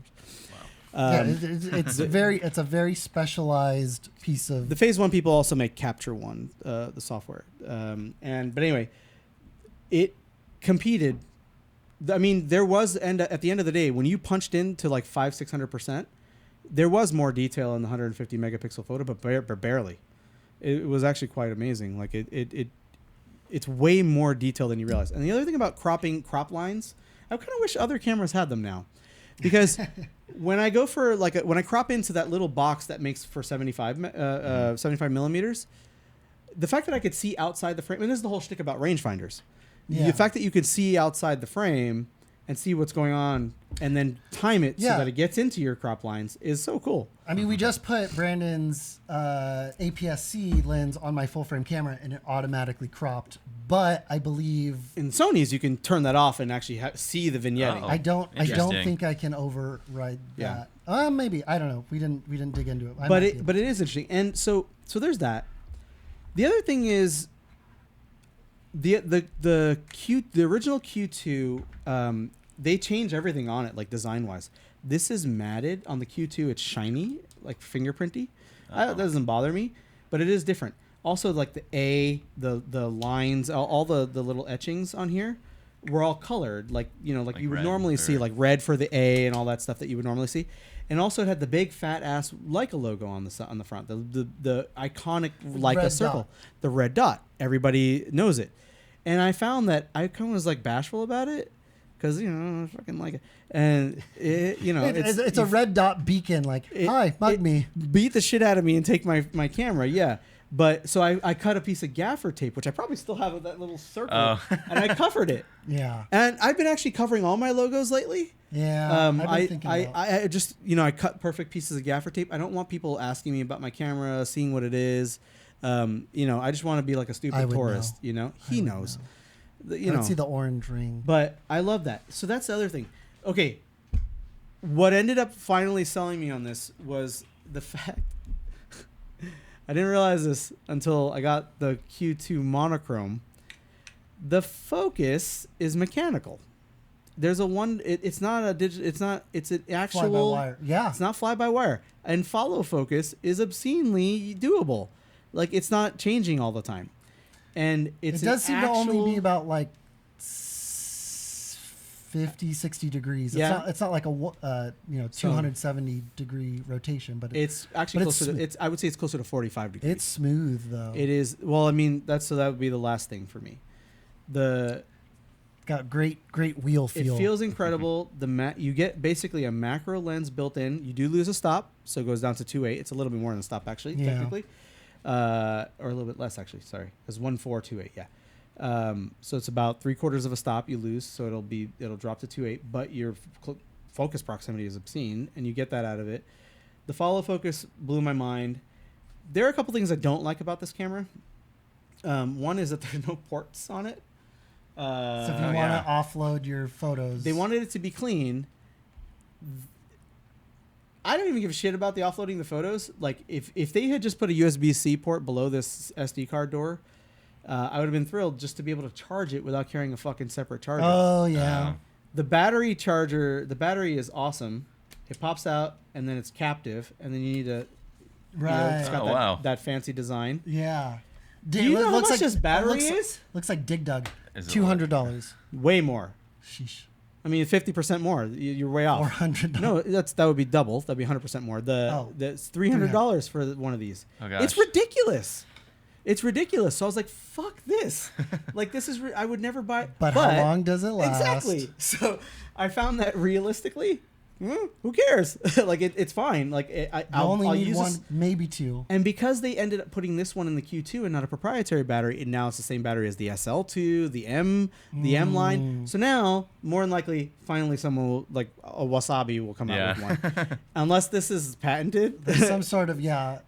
I mean, someone in China doesn't care. And it used to be that Leicas all had they were famous for their bottom plates. That's why I bought a Nikon SP instead of a Leica M4 or M3 because I hated that stupid ass bottom plate. It takes forever. Change anything. Yeah, but now of course I have a freaking clip on there. But yeah, and the whole thing is that the Leica Q didn't do it for me because the resolution was too small. They did make the QR, which the resolution version was like 30 something megapixels. Still didn't do it for me. It also wasn't weather sealed. This one's fully weather sealed, and that's what they said. They wanted to keep the body the same size, but make it fully weather sealed. And I feel like they said that the innards really packed it on the inside because I saw it taken apart, and there's really no room for a USB-C port. They're not lying. There really isn't. Make it wider, taller. Yeah. So, and also, Kyle, I think in black and white a lot to begin with. So it's just nice to have that limitation. It's nice to have that detail. The dynamic range is real. It's just it's very understated. I don't feel like an asshole when I'm shooting with it, even though I know in my head I'm an asshole for buying like a luxury product. But I also know that you guys felt it. Like even this. Did you take this off and put it back in? Yeah. No, I didn't. It's machined metal, Brandon. Wow. And yeah, it's $300, way fucking overpriced. I don't care how machined it is. But 3D put print it one. in. Put it in. It's like perfect. You screwed in the hood. It was perfect. Yeah. The lens cap, people balk because it gets worn in and falls off. It hasn't happened to me, but it's perfect. It's just tension fit. It just feels amazing. Yeah. Can it still work if you take the hood off? Yeah. It just slides over the aperture. So you take this and you put the thread protector on, and it still fits. Gotcha. And it just is butter. Everything on the camera feels extremely high quality. Very buttery. So then what I told Elise and what we were thinking about when we did this, and I'll get to part of why I justified it in just a minute, is I can give this camera to my kids. Yeah. I feel like it'll last. And I don't give a shit if it's 2 years old, 3 years old. It's a timeless camera. It's a fucking timeless camera. I don't even feel that way about my A1s. Yeah. I feel like the glass is timeless. Except and for I the feel like 85 the millimeter. A1, I've been slowly but surely replacing like the older GM glass. Yeah. And one I'm just going to get rid of altogether. But the A1 I think is a 10-year camera. Yes. Easily a 10-year camera body, especially because the batteries are so cheap. And it's just perfect. It's perfect, like as is, and they make it incrementally better. But I'm always afraid to even update because it's perfect. I love it. It's the best fucking camera I've ever. It blows this thing out of the water. The one thing I didn't like about it, no USB port, and then also the continuous autofocus is garbage. But I don't use it that way ever. Right. I'll pre-focus because I treat it like a manual camera. Yeah. I shoot entirely in manual. There's the rings. I feel it. The button, it's got EV plus and minus 3 stops, which is great because it's already got 15 stops of dynamic range. They updated it recently with a huge update. They added highlight weighted priority metering, which makes it like it's protect awesome. them highlights. The camera's I fucking think awesome. I found the third thing you don't like is the strap mounts. Just file that. You off. know what the hell's wrong with people? Why? Nubs. Don't even put them. Little Don't even put nubs. them. They do give you the unboxing experience.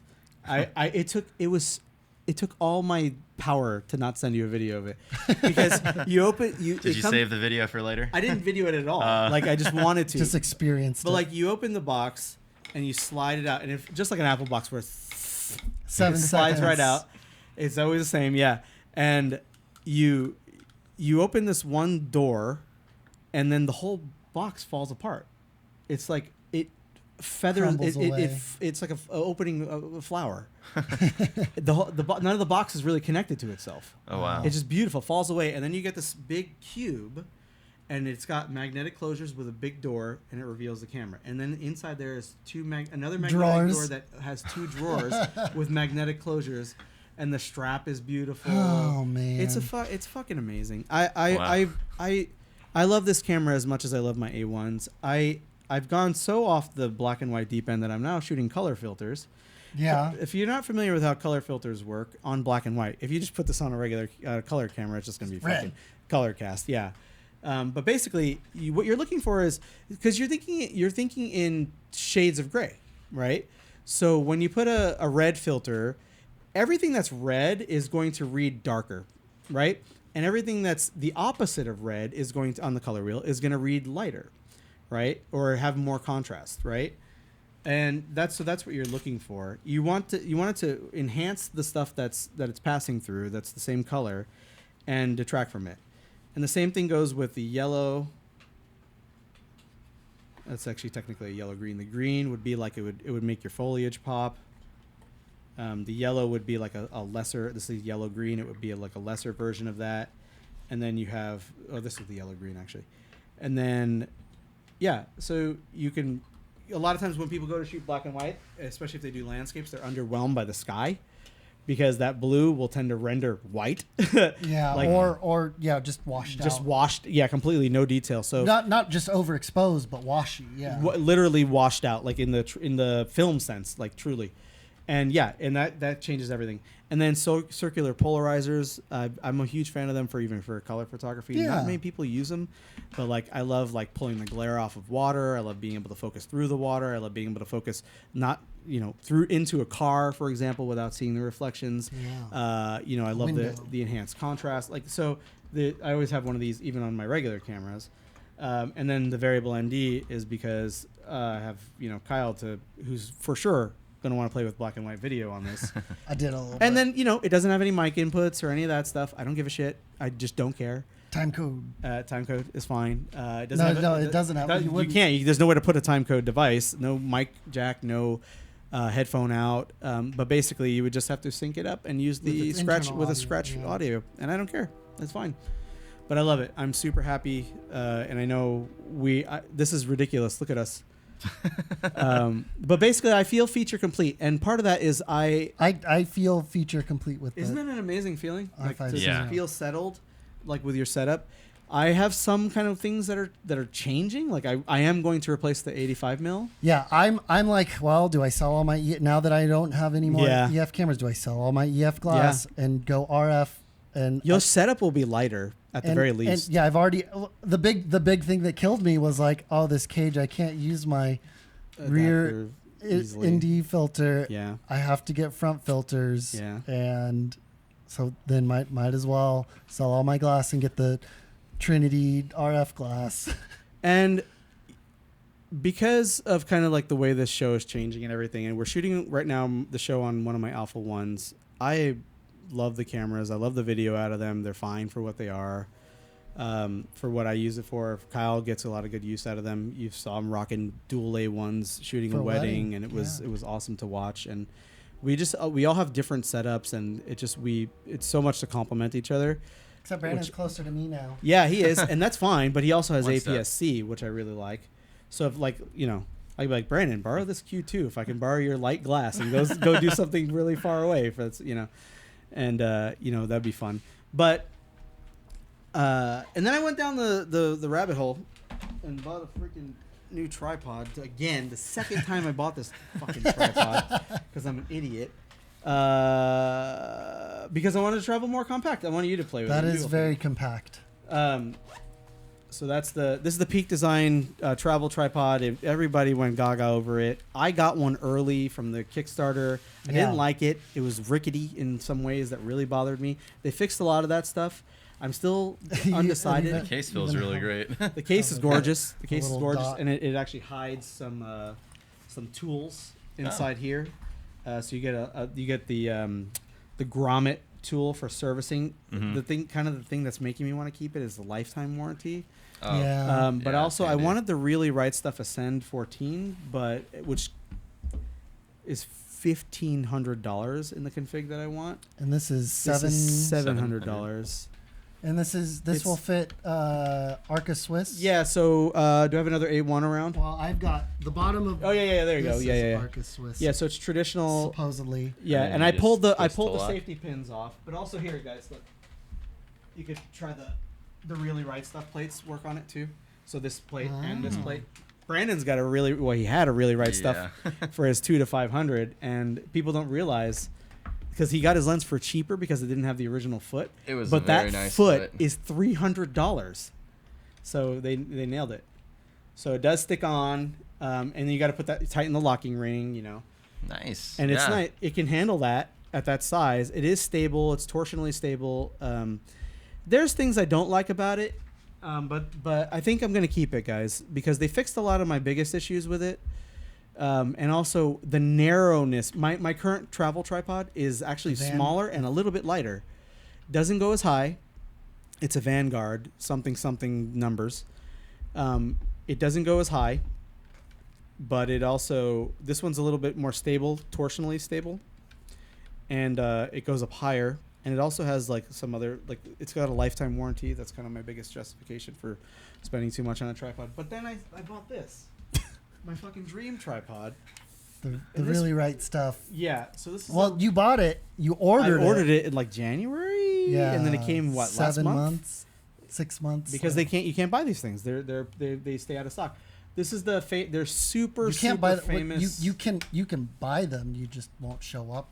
Well, are they even not taking orders right now? They're not. They stopped taking orders. They won't even do back orders anymore because it's ridiculous. This is their famous BH06 or whatever, or no, BH55 or whatever ball head. I have a pano head plate on it with a quick release lever. So their whole system works together. The head is as expensive as that tripod. Wow. But I've never in my life felt anything like this. And I want you guys to take a look because it's like the Leica of ball heads. And this is not a me feeling. This is a world-renowned kind of historically feeling. They've been selling this exact head for ages. Even this freaking knob and the bulb action. Yeah. And the fact that people put their Grail lenses that weigh way more than what Kyle's holding now, way more, triple. And this ball head handles it with ease. And then the sticks themselves are crazy light. Which is jarring how light it is, and you won't feel it's light compared to that. This But feels. then if you grab what our screen is on, my Vanguard, it's the same weight as this, with the head, much bigger. And then you have tension knob here, but also the knob is huge, so you get the I don't have it with me, but this Peak Design, you had it and sold it before I got the Sackler Flowtech tripod. The carbon fiber design feels like that. I just wish it was the one latch up at the top and then could extend it out. Your current one, yeah. But you've got all the levers, latches. And then now, remember I used to go on about how I didn't like these twist locks. You generally don't like twist look, lock. That's it. Do you see that? Very easy. It's not twist and twist and twist and twist. They're ridiculous, and then everything is just super high quality, and also lifetime. And they've been doing it for a long time. The Really Right Stuff is so renowned that most tripod manufacturers are trying to have a thing on their site, including Peak Design. They have a specific page, and this is the only manufacturer they do it for, that says what peak really right stuff plates will work with that tripod. They just want to make specific for really right stuff. You probably have these plates, so we just want to make sure that you know that. Yeah, because if you're this kind of a jackass that's spending this much on this tripod, you probably have really right stuff plates. But yeah, again, these are both like lifetime purchases. So, and that's kind of the phase I'm in my life, even with this midlife crisis that I'm going through. It's the phase I'm in where I want things for the rest of my life that I can pass on. And like, for example, we have the Sony A7S III, right? Yeah. We've been using it. I borrowed it. I brought it back. Kyle has put. I've been borrowing it. The vast majority of the hours on it. Yeah. I mean, we use it for the show all the time. And we use it for some work. And it's a phenomenal camera. It is. Yeah. But for you, I don't give a shit about it at all. It's not the right camera. You got this. Now I feel free. Now we don't need anything. I talked to you getting the A7S III to use for business. We used it. Used the hell out of it. We used the hell out of it. We don't need it anymore. Yeah. So it's gone. Fuck that shit. We compared the A7S III to the R5 when it first came out. So now I've got the R5C. So now we need to do an A1 to Fine. R5C. I mean, I don't even care. Like they're like let's do it for sure. Especially I haven't put the new firmware on, but they went to 422 on 8-bit on the 8K. It doesn't do 8K 60 like the Z9 and this, but I don't give a shit about that either. Yeah. But great for stock footage, by the way. So that's huge. Yeah. And Kyle actually does that. I'm literally just gonna walk around with this camera all the time. Yeah. And fill up. So half a terabyte. That's gone. And then also, I don't give a shit about the 16 to 35. Like, I barely use it. Right now I'm using the 12 to 24 f4. It's not the GM version, but it's served us extremely well. And the big reason I got the 16 to 35 is because it had screwable threads.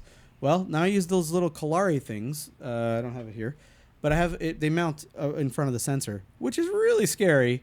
But when you do it, you realize you can't really get it in there unless you turn it and stab it. Yeah. Which you'd have to be a jackass, and I won't let anybody else do it, but like Kyle or Brandon. But like, it is a little scary messing with the sensor and sticking something in front of it. But yeah, the rear, and then now my ND filters are this big, so it's great. So I have a 3-stop and a 6-stop, and Kalari's stuff is renowned. They're the company that does they're famous for their infrared conversions. Right. They'll take apart your camera and completely convert it to infrared sensitivity, sensor and everything, and then put it back together. And they do that with the A1. Mm-hmm. It's like $15,000. Philip Bloom has done a number of small cameras. Yeah, that's basically what it is. And you could buy them ahead of time that way, and they'll warranty them. Which is funny. The Really Right Stuff tripod reminds me a lot of Philip Bloom's favorite tripods, the Miller. Yeah, okay, so Miller's another high consideration. Yeah. They're a lot more video oriented these days, right. But they do have some exactly version, yeah. And those are fucking expensive. Yeah. Like this this was like $2,400. I got to touch Philips once, and I was like, nope, I don't want to touch that anymore because I'm gonna want one. Really Right Stuff also makes video heads. The video head is $9,000. Amazing. This tripod, it's called the Versa for a reason, because you can actually change this setup here. You could add a center column. I didn't want that. I wanted just the apex. No. Yeah. I hate center columns, so I don't like about that. But it's a tiny tripod, so it's fine. I just don't use it. Yeah. It's not stable. It's bullshit. Yeah. But you did notice right away. You have to pull out the head a little to get full articulation. Yeah. Which I didn't mind. It's still quite stable, but you still can adjust it with the feet if you want. Mm-hmm. You can change this. You could put a self-leveling ball head, just like we have on our video sticks. Yes. You can add the video head that I just told you about. You can, people use this. Those legs. They've been using these exact sticks for tons of the BBC nature documentaries. Those crazy ones with like David Attenborough. So they'll use the video head, and sometimes they'll use this for video. Yeah. Which is wild, because you and I like the panning and the smooth pan, but these people and sometimes just locked off. That's one. Yeah, they're locked off, but also a lot of photographers doing video. Exactly, and these people they're so amazing at their job. Tip top of the game. Yeah, they are. They're the Michael Jordans of. They are. I mean, and they're the level of patience and the effort, and I don't think people realize what goes into that. It's like one of my dream jobs, by the way. Speaking of the Chicago Bulls, I think we were going to talk about some traveling. Yep. But let's take a short break, Hear need to from our re-up. sponsors. No, we don't have sponsors. No, we but, don't. 95 in here though. we're gonna step outside, get some fresh air, get some water.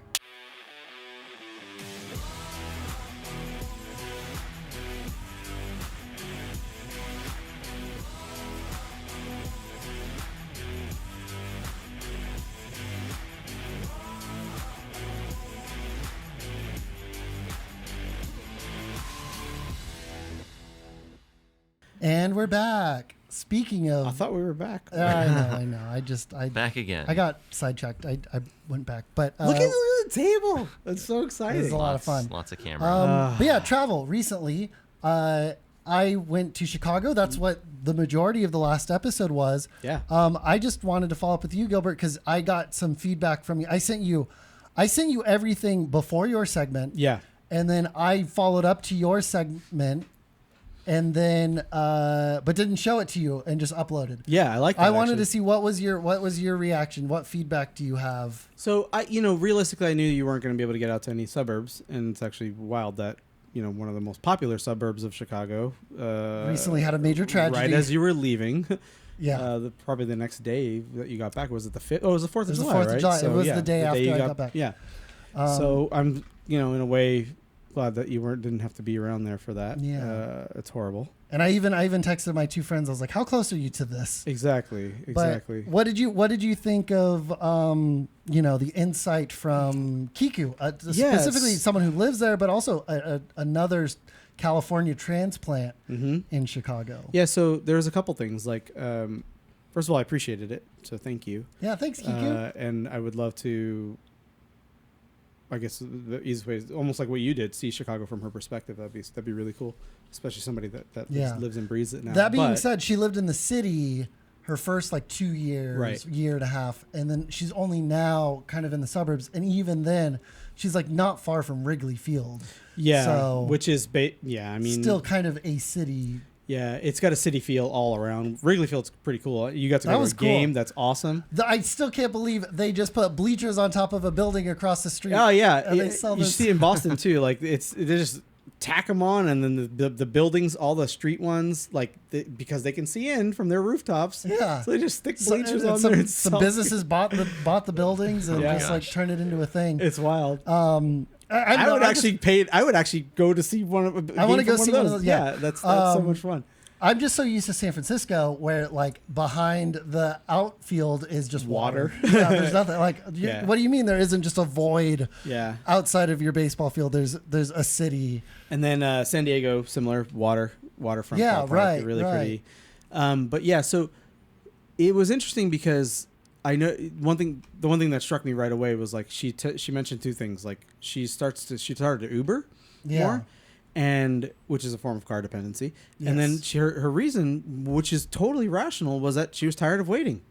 Yeah. And actually, so I come from New York City, which by orders of magnitude has the highest used track usage per mile, ridership per mile, per track mile.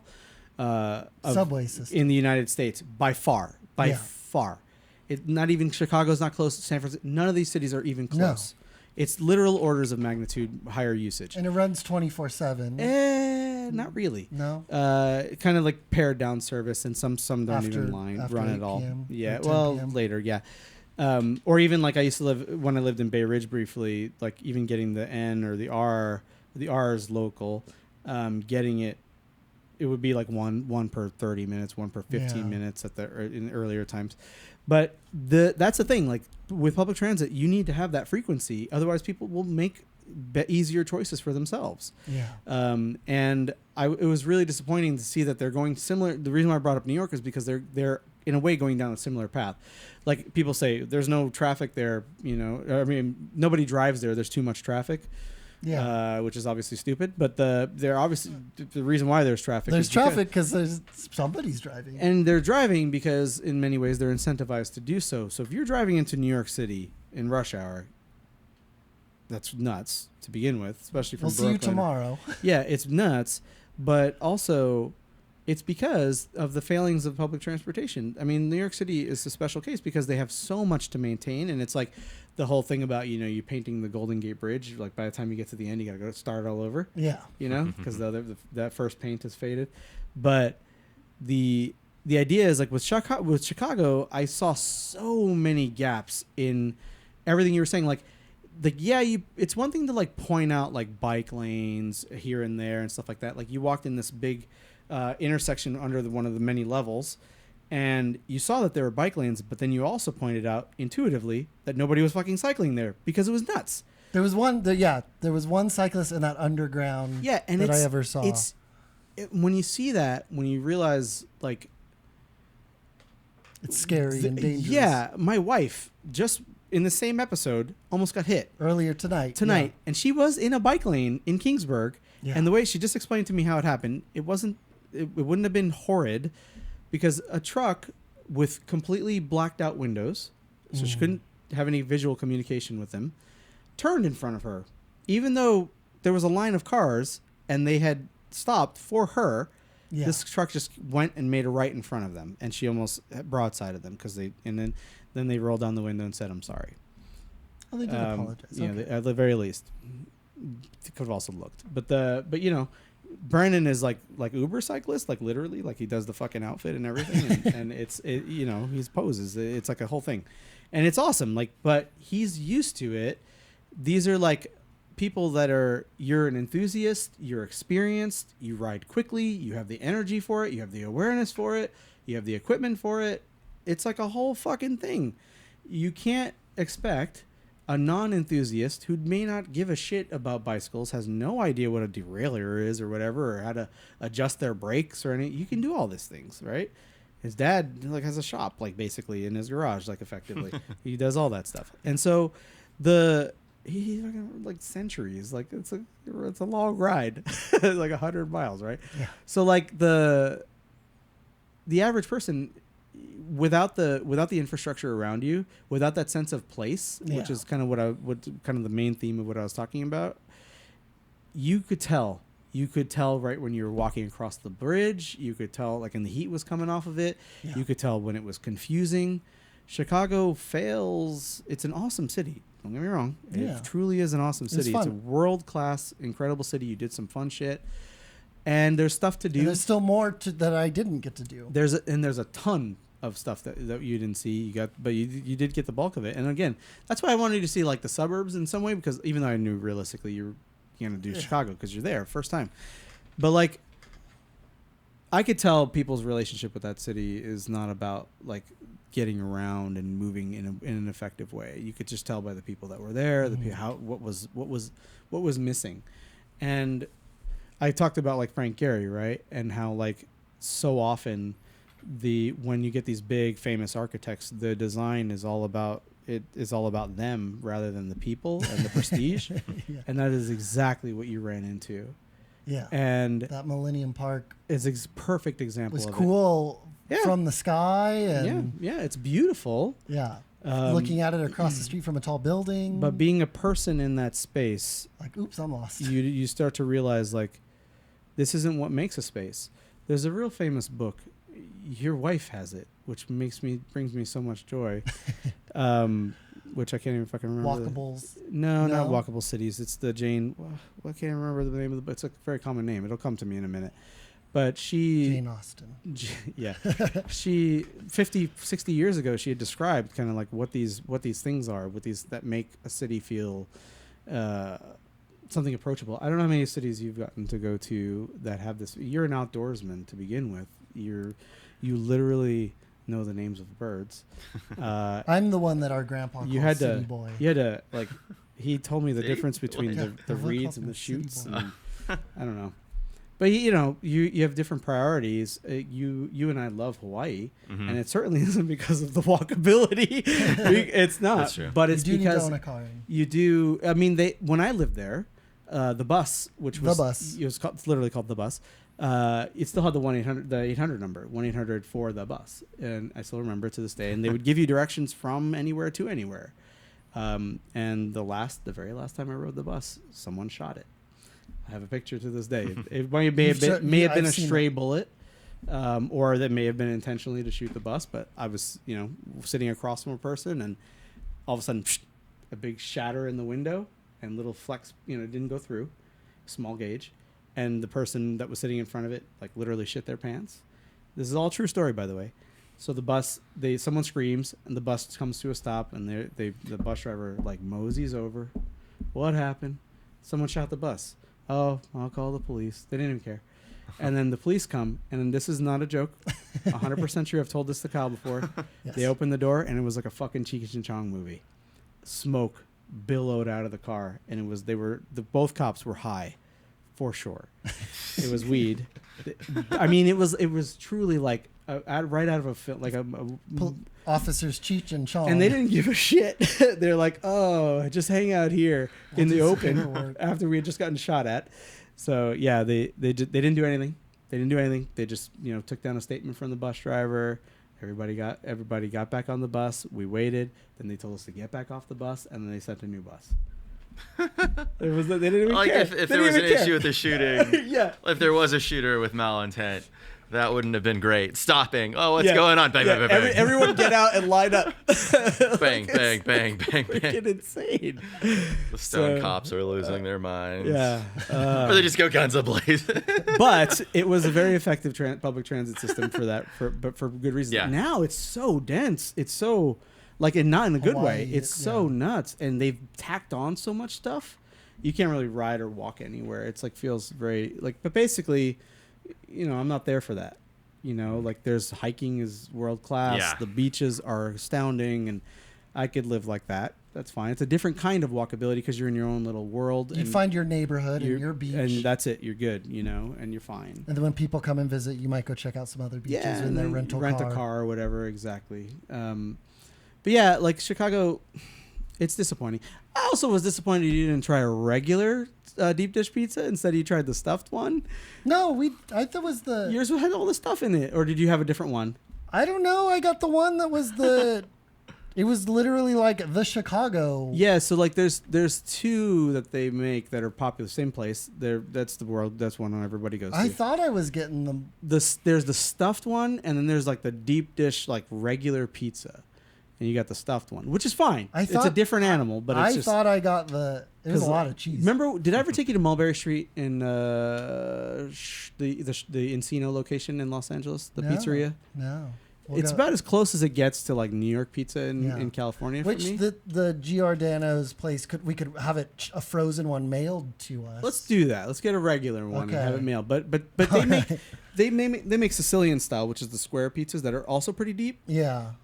Pardon me. That comes pretty close to Chicago deep dish. But either way, you still got to have the Giordano's experience. Yeah. So that was fun. What camera were you using out there? Those EOS R? I took the EOS R in my phone. Yeah. Nice. So yeah, anytime there was slow-mo, it was my phone. Yeah. And half the time when I was just talking to the camera, it was the EOS R. Nice. Yeah. Which that camera's fine. It's fine for what it was. It served me well, and I'm not going to sell it. That was something I didn't talk about earlier in the camera segment. I think it's cool that it's Canon's first full frame mirrorless camera. Like, just the title of it being the first. Like, is it their first RF mount too? And it was the first RF mount camera. It'll be a cool piece of history to hold on to. Yeah, I think. Yeah, I think so too. Yeah, so I'm not going to sell it. I mean, you could. And Brandon, if you ever need a second camera, the touch bar. It was perfect for audio, man. Just turning up and down my mic sensitivity. How often do you do that? All the time. Brandon, speaking of Hawaii, you just got back from a trip to Kauai. Yeah. You want to share any highlights, takeaways from your trip? I got good sea turtle pictures, underwater and on the beach. How'd you do the underwater stuff? I bought it was Ziploc called bag? like the little Dicka pack. Yeah. The little it's essentially a plastic bag. Yeah. But it was really hard to use, and it didn't look right. And then one of the days I was like, I've been doing a lot of snorkeling with this phone. I'm not even going to do it this time. I'm not even going to bring the bag or anything. But I brought my phone out to the beach in my bag, and there were sea turtles swimming around real close. And so I just took my phone naked in the water. I wasn't naked. My phone was naked. You do what you do, man. And yeah, the video was way more clear. Yes. And I was like, I just have to stay, above 6 feet deep for 30 minutes or whatever it's rated for. I don't do that. I just do it whatever I want to do. I just whatever. Got some really great photos. Over really good video. protect them. Yeah, and then I just rinsed it off with tap water when I was done. Yeah.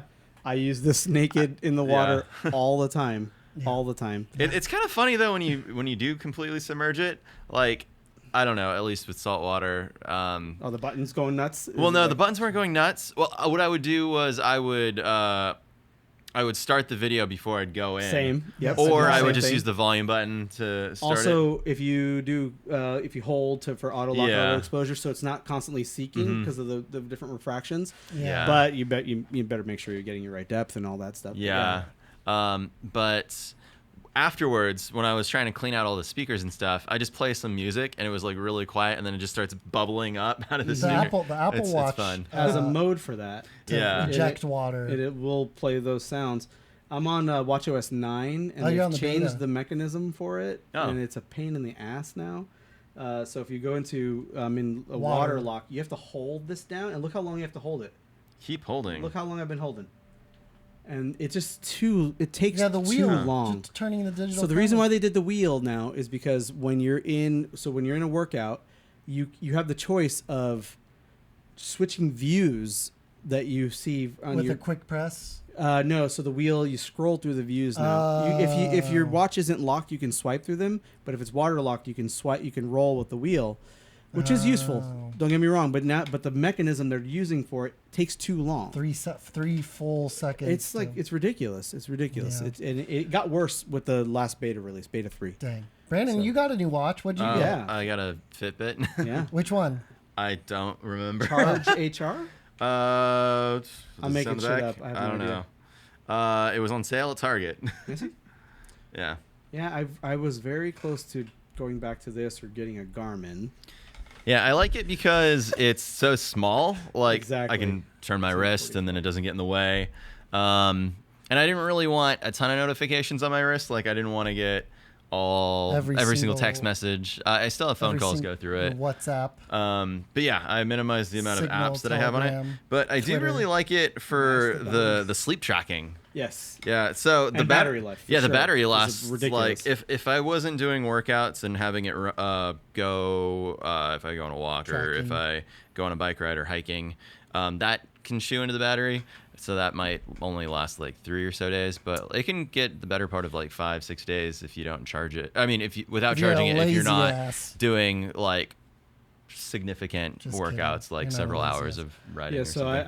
I have 1,894 active calories and 73 minutes of workout and 15 minutes of standing right now, and I have to charge the battery twice a day now.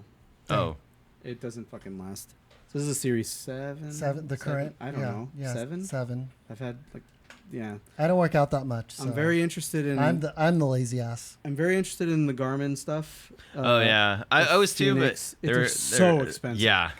And it's like, then I should just get a fucking Apple Watch because it's integrated, and it's like, but the like the Phoenix 7. But if the battery life is going 28 days, 28 days. But again, like he said, if I'm not doing all the crap.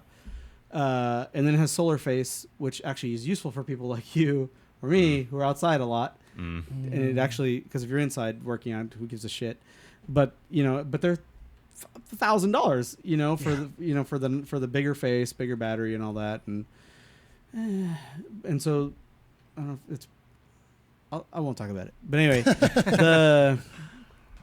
this is what happens when you don't read rumor sites. Don't do it. But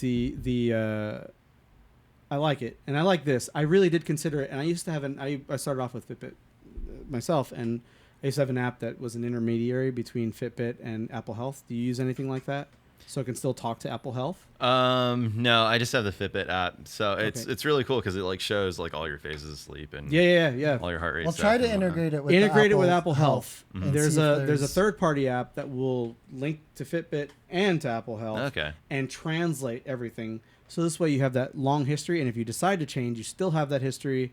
And it's like a commonplace, or if Fitbit gets bought, I think they were bought, right? By Google. Who fucking owns Fitbit? I don't know. Whoever. But didn't they buy Pebble too? I don't know. Who knows? Oh, yeah. Javi Soto owns. Yeah, Javier Soto owns them. Javier. I call him Javier. Nobody else calls him that. Hobby. But was yeah. Pebble the first smartwatch? Yeah, technically, yeah. I mean, there's some way. weird arguments about that, but Eric Mijakovsky was like the forerunner of this concept of a Apple Watch, yeah. And now he's like runs some I don't know, venture capital thing. I don't know what he does. I can't remember. He does some kind of investment thing. I don't remember. All right, let's jump into our last segment. Last segment, the most important one, arguably, right? Really? I don't know. Even No, though I'm we've just got all this kidding. camera. But actually, Actual importance. This is of actual importance, and I think this plays into the last segment too. You've titled it "Natural Point of Aim." Natural point of aim. Do you know what natural point of aim is? I hate talking about this in the context of the current climate. Guns. Because it's a term that comes from shooting. But we've got cameras. We've got cameras, and I like archery, and any darts. I love darts. I like precision throwing and target sports that don't involve guns. I just don't need them. Like, I don't care. But the idea is, when someone goes to aim something, right? Let's say you're aiming a bow. A lot of times what they'll do is they'll do the motion, and they'll like put their face into the aiming whatever, the reticles, or in archery they often have these little things that stick out, or they just have the little bit of there, and they'll like do all these contortions so that they can aim, right? And the idea is that's not natural. You're like fighting your natural self, right? So the idea is, what you want to do, instead of when you go to aim, right, instead of contorting your body to aim, you go to your natural position, and then you move your entire body to aim, right? So that you stay in your natural position. The whole point is, when you're doing that, when you put the camera up to your face or what have you, if it's something that's natural, you're less likely to move. It's more repeatable, right? And so you're more accurate over time, and you're also more stable. There's a whole bunch of reasons. And the reason why I bring this up is because in the context of this last season, or this season, which we'll call our last. The show. In the context of Unusable, I've thought a lot about the original conceit, which we talked about earlier, versus like what it became and what we're doing now. We love this shit. We're all good friends, and we like this. But I've been thinking, like, why are we going through all these contortions rather than to make this show, when you even said it yourself earlier? I already do these things. He said it. He literally said it. Like, it doesn't make sense, because I'm already producing this stuff. I'm already putting that stuff out there. Like, why would it be any different? And I think part of me had to go through that journey anyway. Also, to some extent, like, Kyle's pulling me along to get me out of my shell. And I think that was important. And it's also important for me to solidify kind of like, what my thinking is in terms of movement. But I am a natural still photographer. I don't really give a shit about video as much. I do. You do. I do. And I care about it. You like editing. I do like editing. Weird. Yeah. Your weird Simpsons I make a lot of shit, but I just don't post it ever. I literally have over 1,000 uploads on YouTube. Like, it's like, and I just don't. Yeah. I don't. It's not even public. So, and I don't care. That's not what I'm all about. But I guess, to be clear, I think we should end Unusable. Yeah. In this context, because I think it's a contortion for us to do the things we want to do creatively. In here and sit in this room. Yeah. Meanwhile, you've been in it. Like, he's got this like vlog. You even brought it up in his wedding speech. In your wedding speech, like, everybody knows what Kyle's doing. Like it freaking cracked me up so much. I'll never forget it. It was great. But the point is Kyle's natural point of aim. Like, he can't even let go of his camera. Look at him. He's still holding it, and it's got like this all kitted out, and he loves it, is to do this stuff and produce this stuff and put it out there. And I love to move. I love to be out. I love to travel. I love to, that is my natural point. And I feel like I also love to write. Yeah. And those things I think are going by the wayside for me. Because we're spending time doing this kind of stuff. And we're also holding your channel back, which is stupid. Because I have to think about, okay, do I want to do this? I want to make a video about this thing, but do I save it for Unusable or do I just right, exactly, shoot from the hip and put it on the blog? Or even like sometimes we won't even have chats with each other like as friends. Yeah. Because we want to save it for the show. We're going to talk about it here. Yeah. Save it for the show. Save it for the show. Like your camera. Exactly. I didn't tell Kyle about this for 4 fucking months. Because you wanted to... Because I wanted it to be part of this thing. And you also wanted to like... I was waiting for you to get that. That was a big factor. So it was like a, you know... But you were also... You also wanted to collect your thoughts on it. I have, and I still have many to share. But... So then the question becomes like, what is our forum? Like, I don't want to stop collaborating with you. No. That's not going to happen. We're keeping editor as a going concern, as like a catch-all for our little projects or what have you, or even just to filter our professional work through a safe haven and liability and all that stuff. Yeah. That's all fine. So, but I think that if we're going to spend time doing this, let's make you a fucking YouTube star instead, or whatever it is you want to do.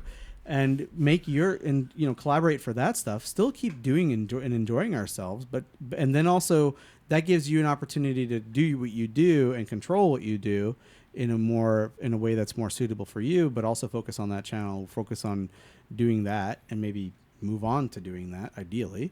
And then a way for me to continue like this is a great example of it. Like you don't buy this camera if you're making YouTube videos.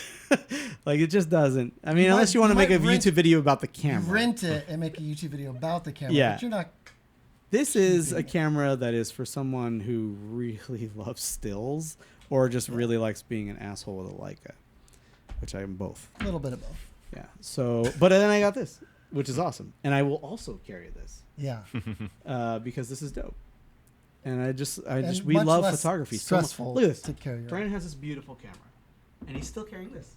I just love it. I just have love a it. Pocket. And So why not? And then like I like to do something like photographic with Brandon or have an event like that. Like I just feel like we have to do it in the context of a show. He's got to come and talk on a mic and not sit close enough and all this stuff. Sorry. But rather we could make it part of a vlog. And that you're going to fucking do anyway because it's your natural point of aim. Mm-hmm. And then I can write about it. And I can write and I don't have to make like unfinished videos about why Fresno's killing me. I can have like a site to do that. And maybe I will do something like that. And we can still make a video about it. Yeah. If we want to. Yeah. And I mean, I was like, oh, maybe I should have, because like, you know, if I'm writing, really people should still have YouTube. But like, I don't want to fucking do it. I hate it. Podcast. Podcast is fine, but like maybe that's we'll cross that bridge when we get to it. Audio embedded. I'm interested in talking more about this stuff, or at least writing more about this stuff. I'm interested in having a showcase for photography. I would love to like have Brandon showcase his photography on my site one day, or like write about it if he ever wants to. If you're into that sort of thing, like Kyle doesn't like to write, even though he actually can. He just doesn't believe he can. Never learned how to read. Same thing about reading, and like or even audiobooks. It's like it makes me go to sleep, but that's okay. Yeah. Like it's fine. Then use it to go to sleep. Mm-hmm. You know, he's editing all the time. He's doing shit all the time. Like it's just, I don't know. We love this stuff, and I you know, for better or for worse, I love, you know, hanging out with you guys, and I want it to be something that we do naturally, but also still puts shit out there together. Yeah. So what do you think about all this? I dig it. Yeah, like I said, you know, it's been hard on my brain to be like, I've got this thing, I want to talk about it. But do I want to talk about it with Gilbert? Do I want to talk about it on my own? Do I want to grab Brandon, bring him over? Or do I want to bring Brandon to Gilbert's and do this? And then I get hung up, and then it slows down, and then MKBHD makes a video about Dolly 2 before I get to make a video about Dolly 2, even though I've been planning it since December. You see? And you didn't even get access for that until I asked Nick, and then you're like, "Oh yeah, can I get access too?" Yeah, I forgot to follow up with him. And then, I was mad. And then Byron had it like months before. And because MKBHD got the jump up. Like, yeah, Nick promised me I could do it back in December once it was open, and then we actually planned to have Nick on the show one day, but now we should just do it on your vlog. Yeah. Nick works for OpenAI. Yes. That his sister's boyfriend thing, and yeah, he's one of the researchers that does that shit, and it's amazing. It really is. Yeah. What was the one? Oh, who posted it? It was Did Brandon see it? It was about Sonos. A man addicted to Sonos. Oh. No. Yeah. A DALL-E 2 image. A man addicted to Sonos is what Javier Soto had his friend who has access to DALL-E 2. They're making fun of me. So we'll post that, but it's freaking funny. That's a good one. And they're making fun of me and my Sonos addiction. We love you. We do it because we love you. You should do it because you love me. I love it too, and I really do love it. And Sonos too. Yeah. Buy Sonos, not the stock. Fuck the stock, but the speakers. The speakers are fine. So, but yeah, I don't know, man. I think we could be more successful in the ways we want to be, doing what we're doing already. And maybe with a little bit more focus. Like if you really want to double down on your channel, then really focus on the fucking channel.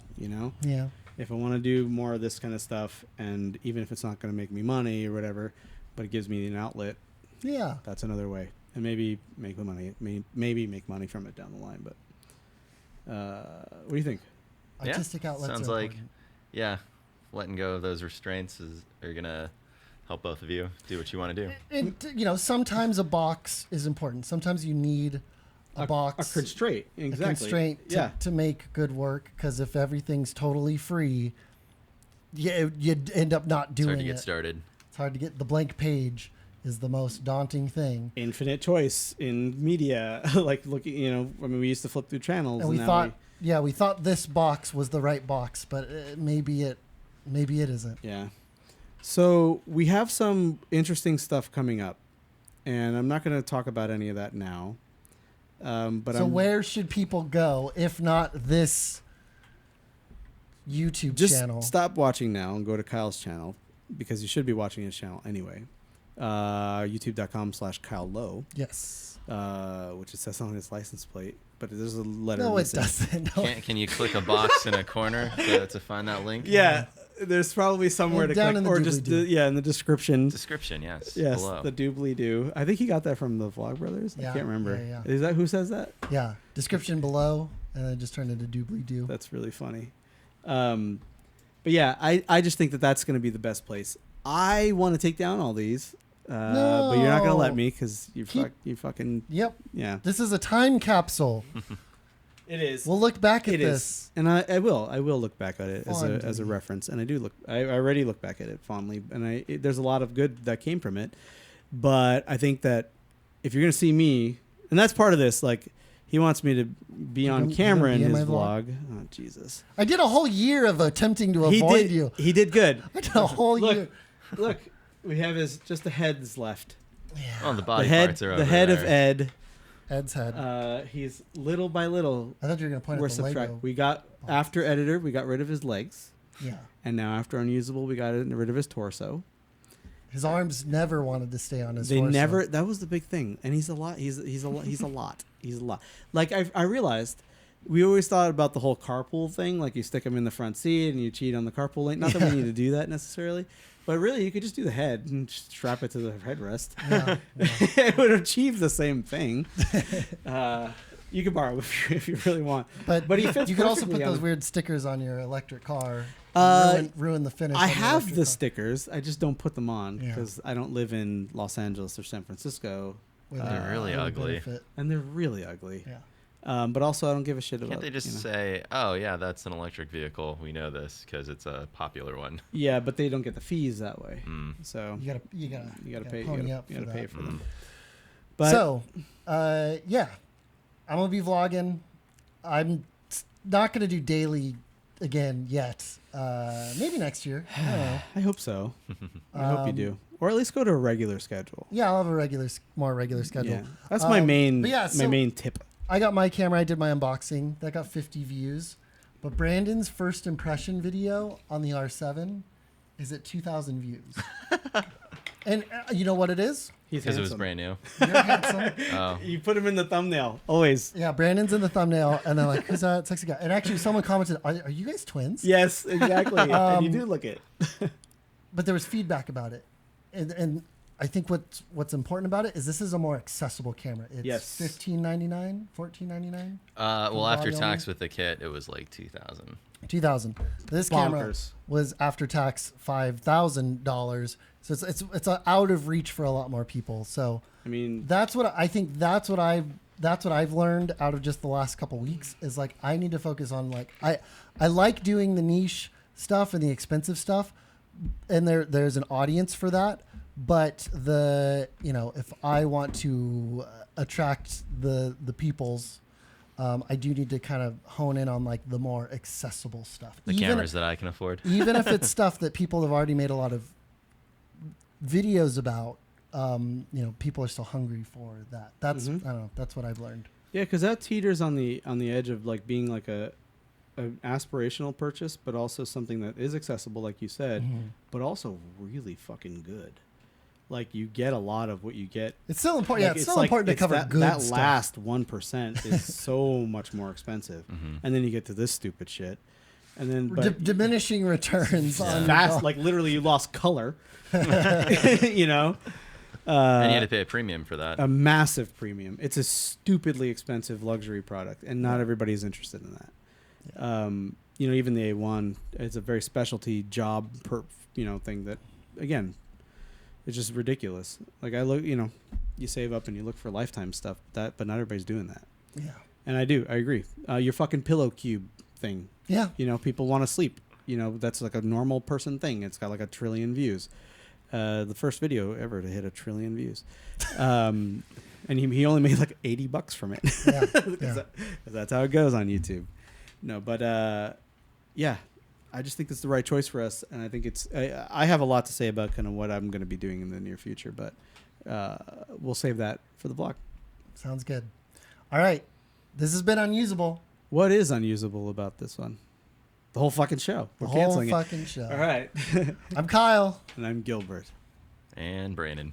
And we will not. And Brandon. There you go. We will Sorry. not see you in a fortnight. Nope. Oh, hey, you know what? What? My audio is unusable. The end. Perfect. I love it. We'll give you a high five.